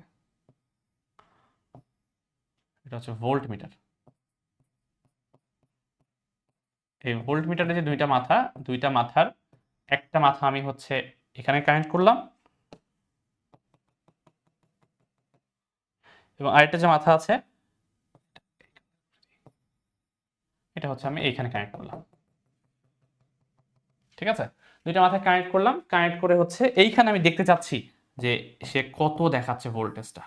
দেখলাম যে এখানে ভোল্টেজটা 2 ভোল্ট দেখানো উচিত ছিল, বাট 2 ভোল্ট না দেখায় এখানে দেখাচ্ছে কি 1.8 ভোল্ট। তো আমি তো এখন যে ব্যাটারি আমি যার দোকানদারের কাছে কিনেছি, সে দোকানদারকে তো মাইর দিব এখন, আমি 2 ভোল্টের একটা ব্যাটারি কিনলাম, সে আমাকে আগে থেকে কিছু পরিমাণ ডিসচার্জ করে রেখে দিচ্ছে, ডিসচার্জ করে রেখে দিয়ে সে আমাকে মাত্র 1.8 ভোল্টের দিল। আমি যে বাজারে যে পেন্সিল ব্যাটারিগুলো পাই, সে সাধারণত তোমরা যে ঘড়িতে বা রিমোটে লাগাও, এই যে আমার এই যন্ত্রটা আছে, এখানে হচ্ছে লাগানো আছে ব্যাটারি, ঠিক আছে। তো এই যে আমি দেখাই একটু তোমাদের, পেন্সিল ব্যাটারি তোমরা চেনো কি চেনো না, এই যে হচ্ছে আমার পেন্সিল ব্যাটারি, ঠিক আছে, এটা। তো এই যে পেন্সিল ব্যাটারি, এটা পজিটিভ এবং নেগেটিভ টার্মিনাল, হাই এবং লোয়ার পটেনশিয়াল। তাহলে এই যে 2টা প্রান্ত আছে, এই 2টা প্রান্তের আমি কথা বলছি। তো এই যে ব্যাটারিটা আমি বললাম, এখানে ব্যাটারিটা যখন আমি লাগালাম, তখন আমি দেখছি সার্কিটের মধ্যে তো আমাকে 2 ভোল্ট দিচ্ছে না। ও বলেছিল যে 2 ভোল্ট আমি পাবো, তার মানে মনে হয় ব্যাটা হচ্ছে আমাকে করেছে কি 0.2 ভোল্ট আমার হচ্ছে খেয়ে দিয়েছে, সে নিজে থেকেই হয়তো বা কোথাও লাগিয়ে রেখেছিল, তারপর হচ্ছে ইউজ করা কোনো একটা জিনিস আমাকে দিয়েছে। তো আমি ওকে ধরার জন্য হচ্ছে দোকানে চলে গেলাম, যে আজকে মাইট দিব যে আমাকে ইউজ করা ব্যাটারি কেন দিল। তো দোকানদারও আবার হচ্ছে তোমার ভালো, যে সেও আবার সায়েন্স একটু বুঝে, তো সেও তার কাছে একটা ভোল্ট মিটার রেখে দিয়েছে, যে থামেন আমি আপনাকে টেস্ট করে দেখাচ্ছি, আমি যে ব্যাটারিটা আপনাকে দিলাম, এই ব্যাটারিটা 1.8 না 2 ভোল্টেরই ব্যাটারি, আমি কখনো ইউজ করিনি, আমি আল্লাহর হচ্ছে কসম খেয়ে বলছি যে আমি এই ব্যাটারিটাকে কখনো হাত দিইনি। তো ঠিক আছে, প্রমাণ করে দেখাও। সে করলো কি, সে এই যে ভোল্ট মিটার আছে, এই ভোল্ট মিটারটা এখন এখানে কানেক্ট না করে সে করলো যেটা, এই ভোল্ট মিটারটা তার এখন দোকানদারের ভোল্ট মিটার, এটা দোকানদার দোকানদার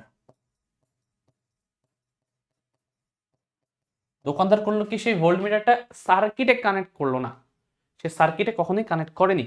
সার্কিটে কানেক্ট না করে করলো কি, এই যে ব্যাটারিটা আছে, যে ব্যাটারিটা তুমি বলছো যে সে ইউজ করেছে, সেই ব্যাটারিটাকে আলাদাভাবে নিয়ে আসলো, আলাদাভাবে সেই ব্যাটারিটা 2টা প্রান্তে এই যে মাথা 2টা লাগিয়ে দিল।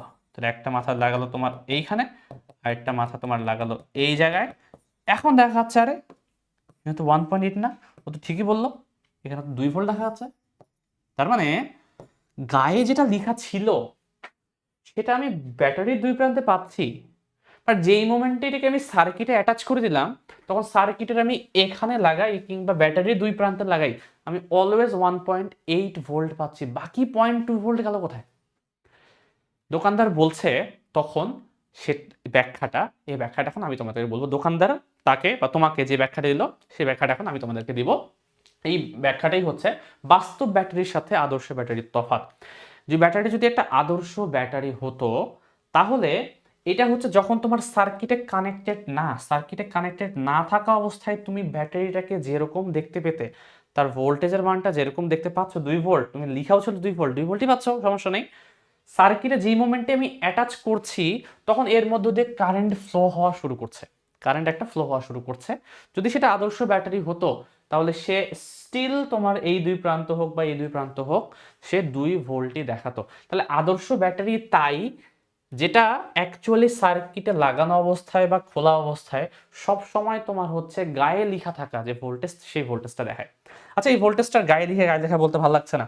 এটা তোমার যখন ইঞ্জিনিয়ারিং পড়বা বা হচ্ছে ইউনিভার্সিটিতে উঠবা, কেউ যদি ব্যাটারি নিয়ে পড়াশোনা করবা, যে কোনো হচ্ছে ইলেকট্রনিক যন্ত্র নিয়ে তোমার হচ্ছে বা ইলেকট্রিক্যাল যন্ত্র নিয়ে তোমরা পড়াশোনা করো, তখন দেখবা এই জিনিসটাকে একটা নাম দেওয়া হয়, যেটা বলে রেটেড। রেটেড রেটেড মানে হচ্ছে একটা জিনিস যেই ভোল্টেজ জন্য ডিজাইন করা, সেটাকে বলে তার রেটেড ভোল্টেজ। যেই পাওয়ারের সে জন্য সে ডিজাইন করা, সেটাকে বলে তার রেটেড পাওয়ার। অর্থাৎ রেটেড মানে হচ্ছে আমি তাকে যতটুকু জিনিসের জন্য, যতটুকু আউটপুট পাওয়ার জন্য তাকে আমি ডিজাইন করেছি, সেটাই হচ্ছে আমার রেটেড অবস্থা। তাহলে এটা হচ্ছে আমার রেটেড, আমি ভোল্টেজ যেহেতু আমি বলছি, তাহলে এটা আমার রেটেড ভোল্টেজ। মানে আমি চাই যে সেই ব্যাটারিটা হচ্ছে 2 ভোল্ট আমাকে সাপ্লাই দিক। বাট সমস্যা হচ্ছে, এটা তো আর তোমার আদর্শ ব্যাটারি না। আদর্শ ব্যাটারি হচ্ছে বাজারে কোথাও তুমি পাবা না। সবসময় হচ্ছে আমাদের রিয়েল লাইফে আমরা রিয়েল ব্যাটারিগুলোই পাই বা বাস্তব ব্যাটারিগুলোই পাই। তো এই যে রিয়েল যে ব্যাটারিটা, সেই ব্যাটারির মধ্যে সমস্যাটা কোথায়? সে খোলা অবস্থায় ওপেন সার্কিটে, যখন আমি সার্কিটটা কানেক্ট করছি না, এটা কিন্তু ওপেন সার্কিট বলা হয়, ওকে, ওপেন সার্কিট বলা হয়। তো রেটেড যে ভোল্টেজটা, সেই ভোল্টেজটাই আমি দেখতে পাচ্ছি যখন সার্কিটটা আমি হচ্ছে কখনো কানেক্ট করিনি। এই সার্কিটটা যখন আমি কানেক্ট করে দিলাম, তখন হচ্ছে তার ভোল্টেজটা কমে গেল। যে মোমেন্টে আমি সার্কিটটা ওপেন করে রাখলাম, সেই ওপেন অবস্থায় সে ঠিকঠাক ভোল্টেজ দেখাচ্ছে। তার মানে রেটেড ভোল্টেজ আসলে কিছু না, এটাকে আমরা আরেকটা নামে নামকরণ করতে পারি। এটাকে বলা হয় তোমার open circuit voltage. Open circuit voltage মাথায় রাখবা।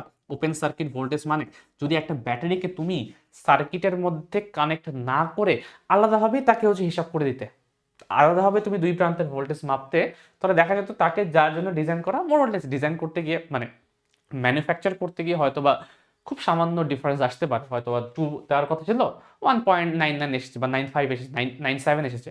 ওটা ম্যানুফ্যাকচারিং এর জন্য বা হচ্ছে অনেকদিন থাকার কারণে সামহাউ কোনোভাবে ডিসচার্জ হয়ে গেছে, এটা হতে পারে।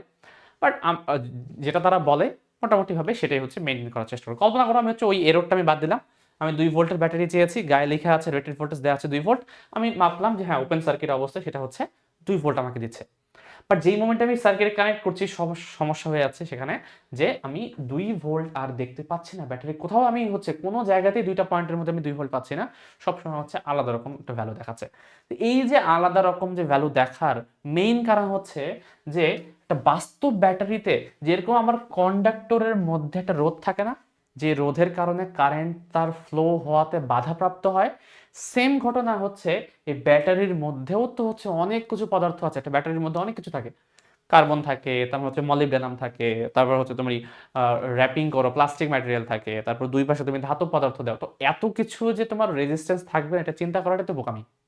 একটা ধাতব পদার্থে যদি রেজিস্ট্যান্স থাকতে পারে, একটা ব্যাটারি কি রেজিস্ট্যান্স থাকতে পারে না? ইলেকট্রনটা যদি হচ্ছে তোমার এদিক থেকে মুভ করা স্টার্ট করে, সে যদি আবার টোটাল সার্কিটে কানেক্ট করে ঘুরে আসতে চায়, সে তো আলটিমেটলি এখান থেকে ঘুরে ঘুরে ঘুরে ঘুরে ফাইনালি সে আবার এখানে আসে পৌঁছাবে। সে তো বারবার হচ্ছে মুভ করে করে আসবে, আপাতত যতটুকু আমাদের ধারণা, হ্যাঁ, সেই সাপেক্ষে, ঠিক আছে। তো মুভ করে তো সে আসবে। তো মুভ করে যে আসবে, আসার জন্য তাকে তো এই ব্যাটারিটাকে হচ্ছে পার করে যেতে হবে। যখন সে পার করে যাবে, সে তো একটা রেজিস্ট্যান্স ফিল করবে না? এই যে রেজিস্ট্যান্সটা ফিল করবে, এই রেজিস্ট্যান্সটাকে বলা হয় একটা ব্যাটারির ইন্টারনাল রেজিস্ট্যান্স বা হচ্ছে ইন্টারনাল রেজিস্ট্যান্স, বা আমি বাংলায় বলবো এটাকে আমরা অভ্যন্তরীণ রোধ। অর্থাৎ একটা ধাতব পদার্থের মধ্য দিয়ে কারেন্ট চলাচল করার সময় যেরকম সে বাধাপ্রাপ্ত হয় বিভিন্ন আয়নের সাপেক্ষে সাথে, সেম ভাবে ব্যাটারির মধ্য দিয়ে সেই ইলেকট্রনগুলো যাওয়ার সময় ব্যাটারির ইন্টারনাল স্ট্রাকচারের কারণেও কিন্তু সে বাধাপ্রাপ্ত হতে পারে, অ্যাকচুয়ালি হয়। এই যে বাধাপ্রাপ্ত হয়, সে ব্যাটারির যে ইন্টারনাল বা অভ্যন্তরীণ যে রোধটা, সেটার কারণে অ্যাকচুয়ালি তার যেই পরিমাণ ভোল্টেজ সাপ্লাই দেওয়া উচিত সে সেই পরিমাণ দিতে পারে না, কিছু পরিমাণ ভোল্টেজ সে নিজেই খেয়ে ফেলে। তার শক্তি ছিল 2 ভোল্ট দেওয়ার মতো, বাট সে সার্কিটে 2 ভোল্ট দিতে পারছে না, কারণ 2 ভোল্টের মধ্যে 0.2 ভোল্ট তার নিজের স্ট্রাকচারটাকে ইলেকট্রন যখন ক্রস করে চলে যাচ্ছে, সে নিজের স্ট্রাকচারটাকে ক্রস করতে যাওয়ার সময় সে 0.2 ভোল্ট নষ্ট করে দিচ্ছে। বাকি যে থাকে 1.8 ভোল্ট, সেটা হচ্ছে তোমার সার্কিট সে দিতে পারছে। বাট যেই মোমেন্টে তুমি হচ্ছে ইলেকট্রনকে ফ্লো করাচ্ছ না, যখন তুমি ওপেন সার্কিট রেখে দিলে, তখন কিন্তু ইলেকট্রন তো ব্যাটারির মধ্য দিয়ে ফ্লোই হচ্ছে না। ইলেকট্রন যদি ব্যাটারির মধ্য দিয়ে ফ্লো না হয়, তাহলে ওই ইলেকট্রনকে ফ্লো করানোর জন্য তোমার যে শক্তিটা নষ্ট হচ্ছিল 0.24, সেই নষ্টটা আর হবে না। সে নষ্ট না হওয়ার কারণে তুমি অ্যাকচুয়ালি তোমার গায়ে যে রেটেড ভোল্টেজটা দেওয়া আছে, তুমি সেম রেটেড ভোল্টেজ এখন তুমি কিন্তু দেখতে পাবা। তাহলে যখন আমি সার্কিটে কানেক্ট করছি ক্লোজড সার্কিট অবস্থায়, আমি সেম পরিমাণ পাবা না, কারণ কিছু পরিমাণ এখানে লস হয়ে যাবে। যতটুকু এখানে লস হয়ে যাবে, এখানে বাকি অংশটা তুমি হচ্ছে সার্কিটে দেখতে পাবা। এবং যার ব্যাটারির যেই ধর্মের কারণে এখানে লস হচ্ছে ভোল্টেজের বা শক্তির লস হচ্ছে, সেই ব্যাটারির ধর্মটাকে আমরা হচ্ছে অভ্যন্তরীণ রোধ বা হচ্ছে ইন্টারনাল রেজিস্ট্যান্স নামে চিনব। তাহলে সহজ কথায় আদর্শ ব্যাটারি যদি এখন আমি সংজ্ঞায়িত করতে চাই, আদর্শ ব্যাটারি হচ্ছে সেই ব্যাটারি যার অভ্যন্তরীণ রোধ থাকে না। এটা বাস্তবে পসিবল না, এ কারণে এটা আদর্শ বলছি, বাস্তব বলছি না। এটা হচ্ছে আমার বাস্তব ব্যাটারি, যার মধ্যে নিজস্ব একটা রোধ থাকবে, অর্থাৎ অভ্যন্তরীণ রোধ থাকবে। ইন্টারনাল রেজিস্ট্যান্সটাকে আমরা স্মল আর দ্বারা প্রকাশ করবো। ওকে, এই কারণে আমি স্মল আর রেখেছি। দেখো, তাহলে অভ্যন্তরীণ রোধ যদি না থাকে, তাহলে আদর্শ ব্যাটারি। তাহলে সেই ক্ষেত্রে তুমি যে কোনো ক্ষেত্রে সার্কিট ক্লোজ থাকুক ওপেন থাকুক, সব ক্ষেত্রে তুমি যে কোনো 2.2 ভোল্ট পাবা। বাট যখন সার্কিটটা ক্লোজ ওপেন ওপেন অবস্থায়, সরি, যদি ব্যাটারিটা বাস্তব ব্যাটারি হয়, তাহলে সেই ক্ষেত্রে তুমি সব ক্ষেত্রে সেম পাবা না, অন্যরকম ভালো দেখতে পাবা, যেটা আমি একটু আগে বললাম। এবং দোকানদারও তোমাকে হচ্ছে এই ব্যাখ্যাটাই দিবে, যদি সে সায়েন্স বুঝে থাকে। ওকে, এখন দেখো, এখন আমরা যেটা করব, এটা একটু মুছে দিব। হ্যাঁ, মুছে দিই। আমরা একটু সূত্রটা বোঝার ট্রাই করব। দেখো, এখন এই ব্যাটারির ক্ষেত্রে সে যে ভোল্টেজটা তোমাকে সাপ্লাই দিচ্ছে, নর্মালি ব্যাটারির ক্ষেত্রে এই ভোল্টেজটাকে ভি দ্বারা রিপ্রেজেন্ট করা হয় না। ব্যাটারির এই ভোল্টেজটাকে আমরা ই দ্বারা রিপ্রেজেন্ট করি। ই মানে কি জিনিস, এটা একটু ব্যাখ্যা করার চেষ্টা করি আমরা। ই বা হচ্ছে তোমার তড়িৎ চালক শক্তি, বা ইংলিশে এটাকে বলা হয় ইলেকট্রো মোটিভ ফোর্স। মোটিভটাকে আমি একটু বড় হাতে, এটাকে ইএমএফ বলা হয়। ওকে, ইএমএফ অথবা জাস্ট ই, যে কোনো নামে এগুলোকে ডাকতে পারো। আমরা আমাদের বইয়ে হচ্ছে ইএমএফ নামে চিনবো না, আমাদের সব ম্যাক্সিমাম রাইটারের বইয়ে এটাকে জাস্ট ই নামে নামকরণ করা আছে। সো এটাকে আমরা ই নামে নামকরণ করব। ই মানে কি? ই মানে হচ্ছে এই ব্যাটারিটা যেই ভোল্টেজ জন্য ডিজাইন করা। তোমার কাছে মনে হতে পারে এটা তো ফোর্স, এটা তো বিভব না, এটা তো শক্তি। আপনি তো বললেন এটা ইলেকট্রোমোটিভ ফোর্স, এটা তো বলের সূত্র, বল। এটা তো হচ্ছে শক্তি, সরি না, ভোল্টেজ না। আসলে নামটা এরকম দেওয়া আছে, বাট এটা আসলে ভোল্টেজটাকেই ডিফাইন করে। এটা নামটা এরকম হওয়ার কারণ হচ্ছে, একটু খেয়াল করো, আমি বলেছিলাম তোমাদের যখনই ব্যাটারি কানেক্ট করব, এখানে একটা ইলেকট্রিক ফিল্ড তৈরি হবে। ইলেকট্রিক ফিল্ড তৈরি হলে একটা ফোর্স কাজ করবে, যেই ফোর্সের কারণে ইলেকট্রনগুলো হচ্ছে মুভ করা স্টার্ট করবে এই সার্কিটের মধ্য দিয়ে। যখনই তুমি ভোল্টেজের মানটা বাড়িয়ে দিবে, তাহলে এর ফোর্সটা কি বেশি হয়ে যাবে না? বেশি পরিমাণ ফোর্সে একে হচ্ছে টেনে নিয়ে আসবে। এই কারণে যেহেতু এই ভোল্টেজের সাথে অ্যাকচুয়ালি তুমি বলছো অন্যভাবে, ইনডিরেক্টলি তুমি বলে দিচ্ছ যে ভোল্টেজের মান যত বাড়াবো, তত হচ্ছে ইলেকট্রনের উপর ফোর্সের মানটা বৃদ্ধি পাবে, অর্থাৎ সে বেশি বলে হচ্ছে টেনে আমার সার্কিটের মধ্যে চলাচল করা স্টার্ট করবে। এই কারণে এই ভোল্টেজটাকে অ্যাকচুয়ালি বলা হয় ইলেকট্রোমোটিভ ফোর্স। মানে হচ্ছে তড়িৎকে চালানোর জন্য যেই পরিমাণ শক্তি লাগে, সেই শক্তিটাই হচ্ছে তোমার ব্যাটারির এই ভোল্টেজটাকে নির্দেশ করে। তাহলে এই ব্যাটারির ভোল্টেজটাকে আমরা এখন, যদি কখনো ব্যাটারি দেয়া থাকে, নর্মাল অবস্থায় আমি আই সমান ভি বাই আরই বলবো। যদি যদি হচ্ছে ব্যাটারি হচ্ছে তোমার ভোল্টেজের সাথে সাথে তার ইন্টারনাল রেজিস্ট্যান্সটা বলা থাকে, তখন আমরা নর্মালি হচ্ছে এটাকে ই দ্বারা রিপ্রেজেন্ট করবো। এখন থেকে আমরা আর ভি বলবো না। ওকে, এটা ভি বললে যে ভুল হবে এটা সেরকম না, ভুল হবে না। বাট এটা হচ্ছে তোমার স্ট্যান্ডার্ড নোটেশন। যখন আমরা ব্যাটারি সম্পর্কিত প্রবলেমগুলো সলভ করি তখন ব্যাটারির যে রেটেড ভোল্টেজটা সেটাকে আমরা হচ্ছে এখন থেকে ইলেকট্রোমোটিভ ফোর্স বা ইএমএফ বা হচ্ছে ই নামেই হচ্ছে চিনব এখন থেকে। ওকে, তার মানে তড়িৎচালক শক্তি মানে হচ্ছে যে তোমার যে ব্যাটারিটা আছে এই ব্যাটারিটার যে পরিমাণ ওপেন সার্কিট যে ভোল্টেজটা, ব্যাটারিটার ওপেন সার্কিট ভোল্টেজ বা রেটেড ভোল্টেজ। কোনো ব্যাটারির, দেখো আমি অনেকগুলো ইংলিশ টার্ম ইউজ করছি, তোমাদের যদি কারো অসুবিধা হয় বুঝতে কমেন্টে কিন্তু জানাতে হবে, আদারওয়াইজ আমি বুঝবো না তুমি হচ্ছে বুঝতে পারছো কিনা। ওকে, তো কোনো ব্যাটারির ওপেন সার্কিট ভোল্টেজ বা রেটেড ভোল্টেজটাকে আমরা ইএমএফ নামে বা ই নামে নামকরণ করব। বুঝা গেছে? এখন দেখো তাহলে আমি বললাম যে ঠিক আছে একটা ব্যাটারি আছে, তার ইএমএফ হচ্ছে ই, মানে ভোল্টেজ হচ্ছে ই, যেটা হচ্ছে আমার 2 ভোল্ট। বাট এখানে এটা তো একটা রিয়েল ব্যাটারি না, তার মানে এখানে একটা রেজিস্ট্যান্স থাকবে। এই যে রেজিস্ট্যান্সটা সে এইখানে চলার কারণে যে পরিমাণ বাধাপ্রাপ্ত হবে, সেই বাধাপ্রাপ্তের মানটা, ইন্টারনাল রেজিস্ট্যান্সের মানটা যদি আমি আর বলি, তাহলে আমাকে এই ব্যাটারির সাথে এটার জন্য আমার হচ্ছে একটা সূত্র হচ্ছে হিসাব করে দাও যে সূত্রটা দেখতে কিরকম হবে। তো দেখো এই চিত্রটাকে আমরা এখন থেকে এইভাবে আঁকবো। যে কোনো পদার্থ, যে কোনো পদার্থ কন্ডাক্টর যার মধ্য দিয়ে তোমার হচ্ছে তড়িৎ ফ্লো হতে চায়, যার মধ্যে তড়িৎ ফ্লো হতে চায় তার অবশ্যই একটা রোধ থাকবে, যে রোধের মধ্য দিয়ে সে অবরুদ্ধ অবস্থায় পাস করে করে করে করে অ্যাকচুয়ালি ইলেকট্রনটাকে ফ্লো করানোর চেষ্টা করবে। এই কারণে এই রোধটাকে আমরা এখন থেকে এইভাবে ড্র করব। এটা দেখে মনে হচ্ছে না যে জিগজ্যাগ একটা পথ, মানে সোজা পথ না দিয়ে আমি হচ্ছে আঁকা বাঁকা পথ দিয়েছি। এর মানে কি তোমাকে অনেকগুলো হচ্ছে রোধ পার হয়ে যেতে হবে, মানে তোমাকে বাধাপ্রাপ্ত করতেছি আমি। এটাই হচ্ছে রোধ বোঝানোর একটা নোটেশন। এখন থেকে কন্ডাক্টর যার মধ্য দিয়ে আমি কারেন্ট ফ্লো করতে যাচ্ছি, যে যন্ত্রটার মধ্য দিয়ে, তাকে আমরা এইভাবে চিহ্নিত করব।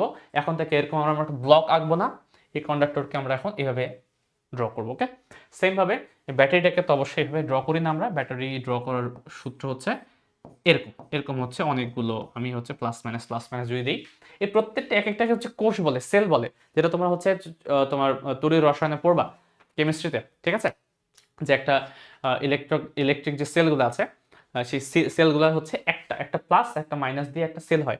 অনেকগুলো সেল যদি আমি পাশাপাশি সিরিজে কানেক্ট করি তাহলে সেটা মিলে হচ্ছে একটা তোমার ব্যাটারি হচ্ছে তৈরি হয়। ঠিক আছে, তাহলে এই যে ব্যাটারিটা হচ্ছে নোটেশন, এবং তুমি চাইলে হচ্ছে এর অভ্যন্তরীণ রোধটাকে ড্র করতেও পারো নাও করতে পারো, সেটা তোমার ইচ্ছা, ওটা সমস্যা না। ড্র করা থাকতেও পারে নাও থাকতে পারে, বাট এই দুইটা মিলে অ্যাকচুয়ালি বোঝানো হয়, এই দুইটা মিলেই হচ্ছে একসাথে হচ্ছে আমরা একটা রিয়েল ব্যাটারিকে বুঝি। রিয়েল ব্যাটারি বোঝা গেছে? একটা রিয়েল ব্যাটারিকে আমরা এইভাবে নোটেশন দিয়ে বোঝাই, যার মধ্যে এটার যে ভোল্টেজটা, রেটেড ভোল্টেজ, সেটা হচ্ছে ই, এর অভ্যন্তরীণ রোধটা হচ্ছে স্মল আর, এবং যেই সার্কিটের মধ্য দিয়ে আমি কারেন্ট ফ্লো চাচ্ছি অ্যাকচুয়ালি সেই সার্কিটের যে ভোল্টেজটা সেটাকে বলা হয় আমরা, সরি ভোল্টেজ না, যেই সার্কিটের যে রোধটা, সেই রোধটাকে আমরা ক্যাপিটাল আর দ্বারা রিপ্রেজেন্ট করি। তাহলে এইখানে যে ভোল্টেজটা থাকবে সেম ভোল্টেজ তো সেইখানে দিবে না, সে অন্য কোনো ভোল্টেজ দিবে। তাহলে এই যে দুইটা পয়েন্ট আছে, এই দুইটা পয়েন্টের যদি তুমি এখন ভোল্টেজ হিসাব করো, তাহলে ভোল্টেজ হিসাব করলে একটু কম পাবো অবশ্যই, যেটা আমি একটু আগে বললাম। এই দুইটার মধ্যে যে ভোল্টেজ পাবো সেই ভোল্টেজটাকে হচ্ছে আমরা ভি নামে নামকরণ করি, ভি নামে হচ্ছে রিপ্রেজেন্ট করি, এবং এটাকে বলা হয় তোমার টার্মিনাল ভোল্টেজ। মাথা রাখবা, কি বলে? টার্মিনাল বা প্রান্তীয় বিভব। বাংলায় বলতে আমি বলবো প্রান্তীয় বিভব, অর্থাৎ যেই রোধ যার মধ্য দিয়ে আমি কারেন্ট ফ্লো চাচ্ছি তার যে প্রান্তীয় বিভব, সেই প্রান্তীয় বিভবটা হচ্ছে আমার ভি দ্বারা হচ্ছে নামকরণ করবো। দেখো নামকরণগুলো খুব ভালো মতো বুঝতে হবে। এই সম্পূর্ণটাই হচ্ছে একটা ব্যাটারি, এটা হচ্ছে টোটাল ব্যাটারিটা। ব্যাটারিটা নিজস্ব রোধ থাকবে, সেটা ড্র করা থাকতেও পারে নাও থাকতে পারে। না থাকলে যদি তোমার মান দেয়া থাকে, ভ্যালু দেওয়া থাকলেই তোমাকে বুঝতে হবে অভ্যন্তরীণ রোধ আছে, ড্র করা থাকবে না থাকে। ওকে, এবং এটা হচ্ছে তোমার মেইন সার্কিটটা, যার হচ্ছে তোমার ইএমএফ দেওয়া থাকবে, আর এটা হচ্ছে তোমার রোধটা, যাকে আমি ক্যাপিটাল আর দ্বারা প্রকাশ করব। এই রোধের দুই প্রান্তে যে বিভব যেটা অ্যাকচুয়ালি কাজ করছে সেটাই হচ্ছে তোমার টার্মিনাল ভোল্টেজ। আমি যদি ভ্যালুগুলোর সাপেক্ষে বলি তাহলে 1.8 হচ্ছে তোমার এই দুই পয়েন্টের টার্মিনাল ভোল্টেজ, 2 ভোল্ট হচ্ছে এই ব্যাটারির ই, আর হচ্ছে ভ্যালু দেওয়া নেই, আমরা চাইলে বের করতে পারবো, একটু বড় সূত্র হিসাব করছি। দেখো তাহলে এখন দেখো এখানে তোমার টোটাল রোধটা কত এই সার্কিটে, একটা হচ্ছে এই রোধ তো আছেই, তার হচ্ছে আবার স্মল আরও একটা চলে এসেছে, তার মানে টোটাল যে রোধটা সেটা আর প্লাস আর, তাই না? মোট যে রোধটা কাজ করছে, এই ইলেকট্রনটা যখন সে মুভ করতে যাবে সে কন্ডাক্টরের মধ্য দিয়েও সে হচ্ছে রোধ প্রাপ্ত হবে, বাধাপ্রাপ্ত হবে, সে ব্যাটারির মধ্য দিয়ে আসার সময়ও বাধাপ্রাপ্ত হবে, তাহলে দুইবার সে বাধাপ্রাপ্ত হচ্ছে। তো মোট যে বাধার পরিমাণটা, সেই বাধার পরিমাণটাই হচ্ছে তোমার মোট রোধ। তাহলে আমি বলতে পারি, আমি ওহমের সূত্র অনুসারে, ওহমের সূত্রানুসারে আমরা যেহেতু পড়ছিলাম যে বাস্তব ব্যাটারির ক্ষেত্রে ওহমের সূত্রটা কিরকম, এখন আমরা সেই জায়গায় আসলাম। এখন দেখো ওহমের সূত্র অনুসারে আমি বলতে পারি যে তড়িৎ প্রবাহের মানটা হবে, আমি টোটাল কি পরিমাণ ভোল্টেজ অ্যাপ্লাই করছি সেটা, টোটাল ভোল্টেজ তো আমার হচ্ছে এটাই টোটাল ভোল্টেজ, বাট এই ভোল্টেজ অ্যাপ্লাই করতে অতিক্রম করতে গিয়ে সে দুই রকম রোধের সে হচ্ছে সম্মুখীন হচ্ছে, তাহলে মোট যে রোধটা সেটা হবে আর প্লাস স্মল আর। ঠিক আছে, একটু আগে আই সমান ছিল ভি বাই আর, আই সমান ছিল তোমার ভি বাই আর, মানে ভোল্টেজ ডিভাইডেড বাই রোধ। তাহলে ভোল্টেজটা এখন হবে ই, আর রোধটা হবে তোমার বাইরের সার্কিটের রোধ এবং ইন্টারনাল যে রোধটা রেজিস্ট্যান্স, সে দুইটার যোগফল। এই হচ্ছে তোমার মেইন সূত্র, এবং এই সূত্র আমরা হিসাব করতে চাই, এই সূত্র দিয়ে আমরা ম্যাথ করতে চাই। বোঝা গেছে? এখান থেকে তুমি অনেক কিছু বের করতে পারো, চাইলে অনেক কিছু। মনে করো তোমাকে বের করতে বললো যে টার্মিনাল ভোল্টেজের মান বের করো, কত হয় বলো তো? তো যাই হোক, টার্মিনাল ভোল্টেজ বের করতে পারবো, অভ্যন্তরীণ রোধ বের করতে পারবো, এক এক করে বের করার চেষ্টা করি।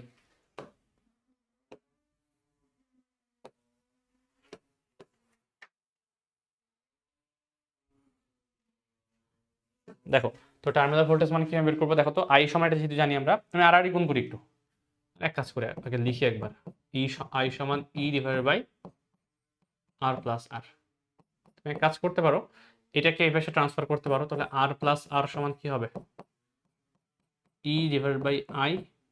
এই আরটা যদি হচ্ছে এখানে বিয়োগ করে দাও, তাহলে স্মল আর সমান পাওয়া যাবে E divided by I minus হচ্ছে আর।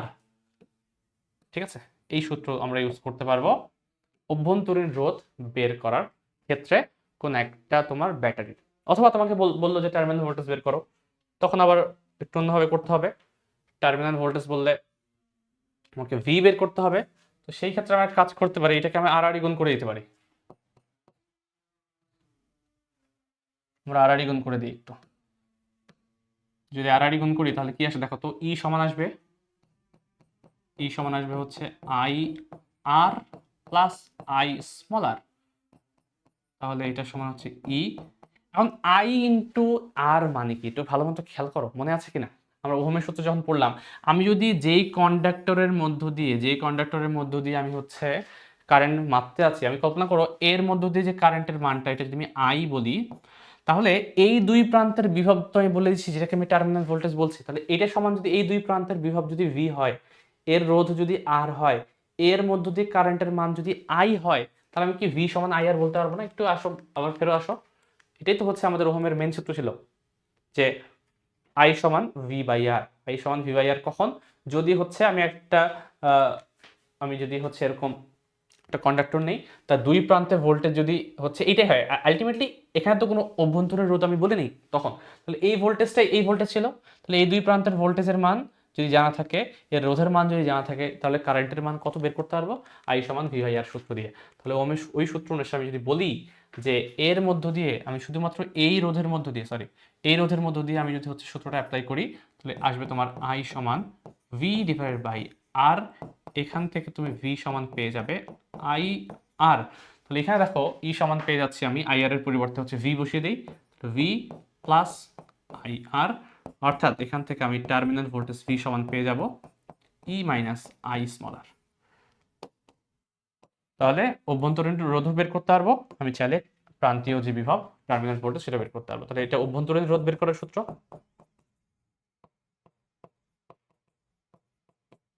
তার জন্য কি কি লাগবে, ব্যাটারিটার ইএমএফ জানা লাগবে, কারেন্ট ফ্লো জানা লাগবে, এবং হচ্ছে রোধের মানটাও, বহিস্থ রোধের মানটা তোমার জানা থাকতে হবে। আর কি, আর হচ্ছে তোমার এটা সরি প্রান্তীয় বিভব,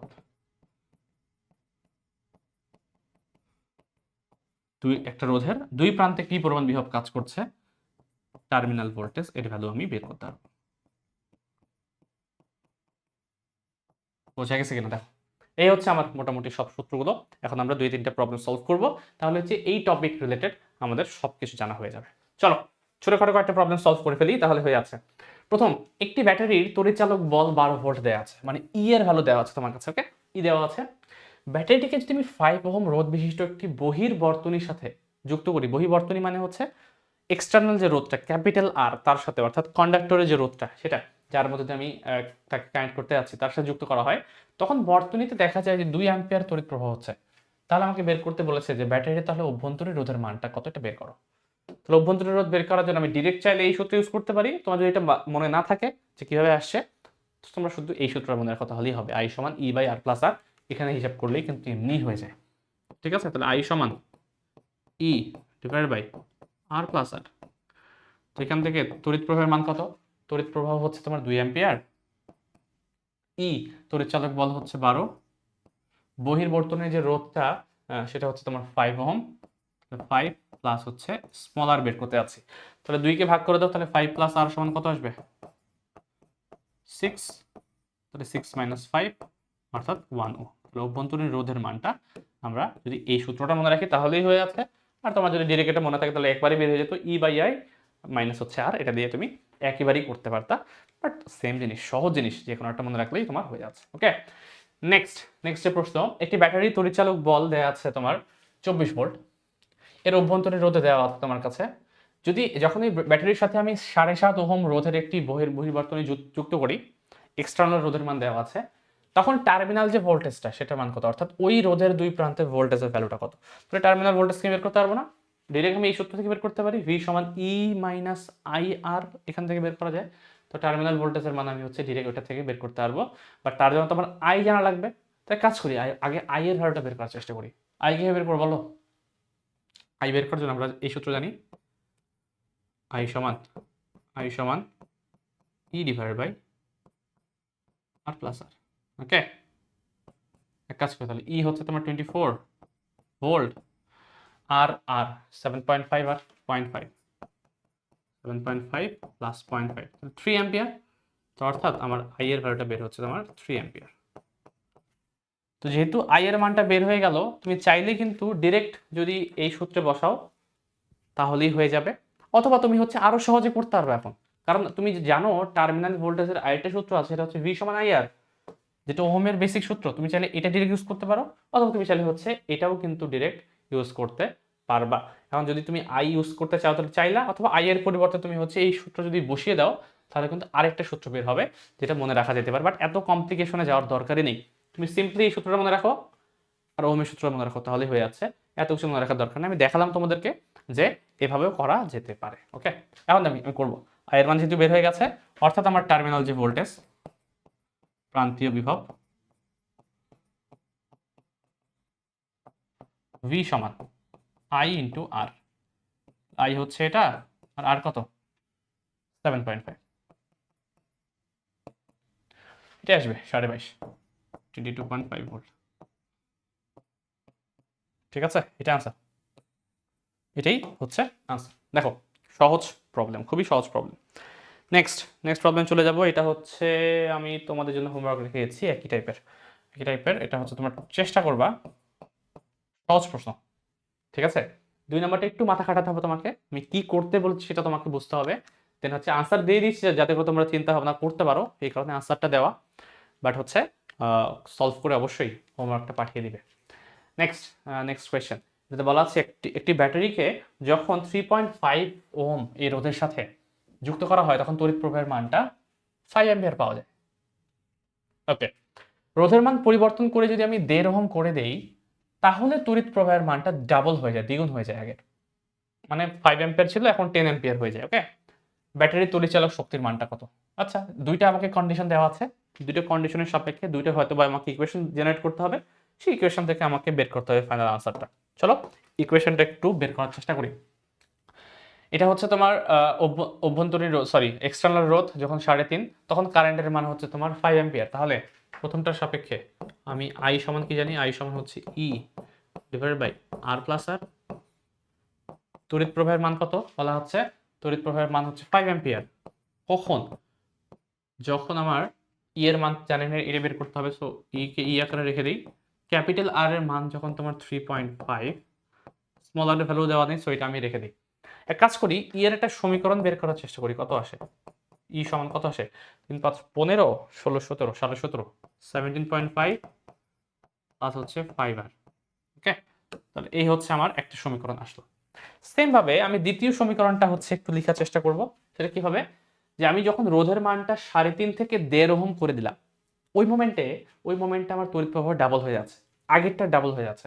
তাহলে সেকেন্ড কেসে আমি বলতে পারি I2 সমান E divided by R2 plus small R, কারণ ব্যাটারি তো চেঞ্জ হয়নি, ব্যাটারি তো সেম।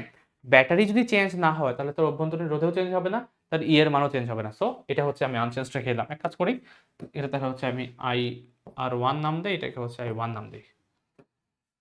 এখন দেখেন তাহলে কারেন্ট বর্তমান তড়িৎ প্রবাহ কত? আগের দ্বিগুণ, আগের দ্বিগুণ না, তার মানে 5 অ্যাম্পিয়ারের ডাবল, তার মানে 10 অ্যাম্পিয়ার হবে।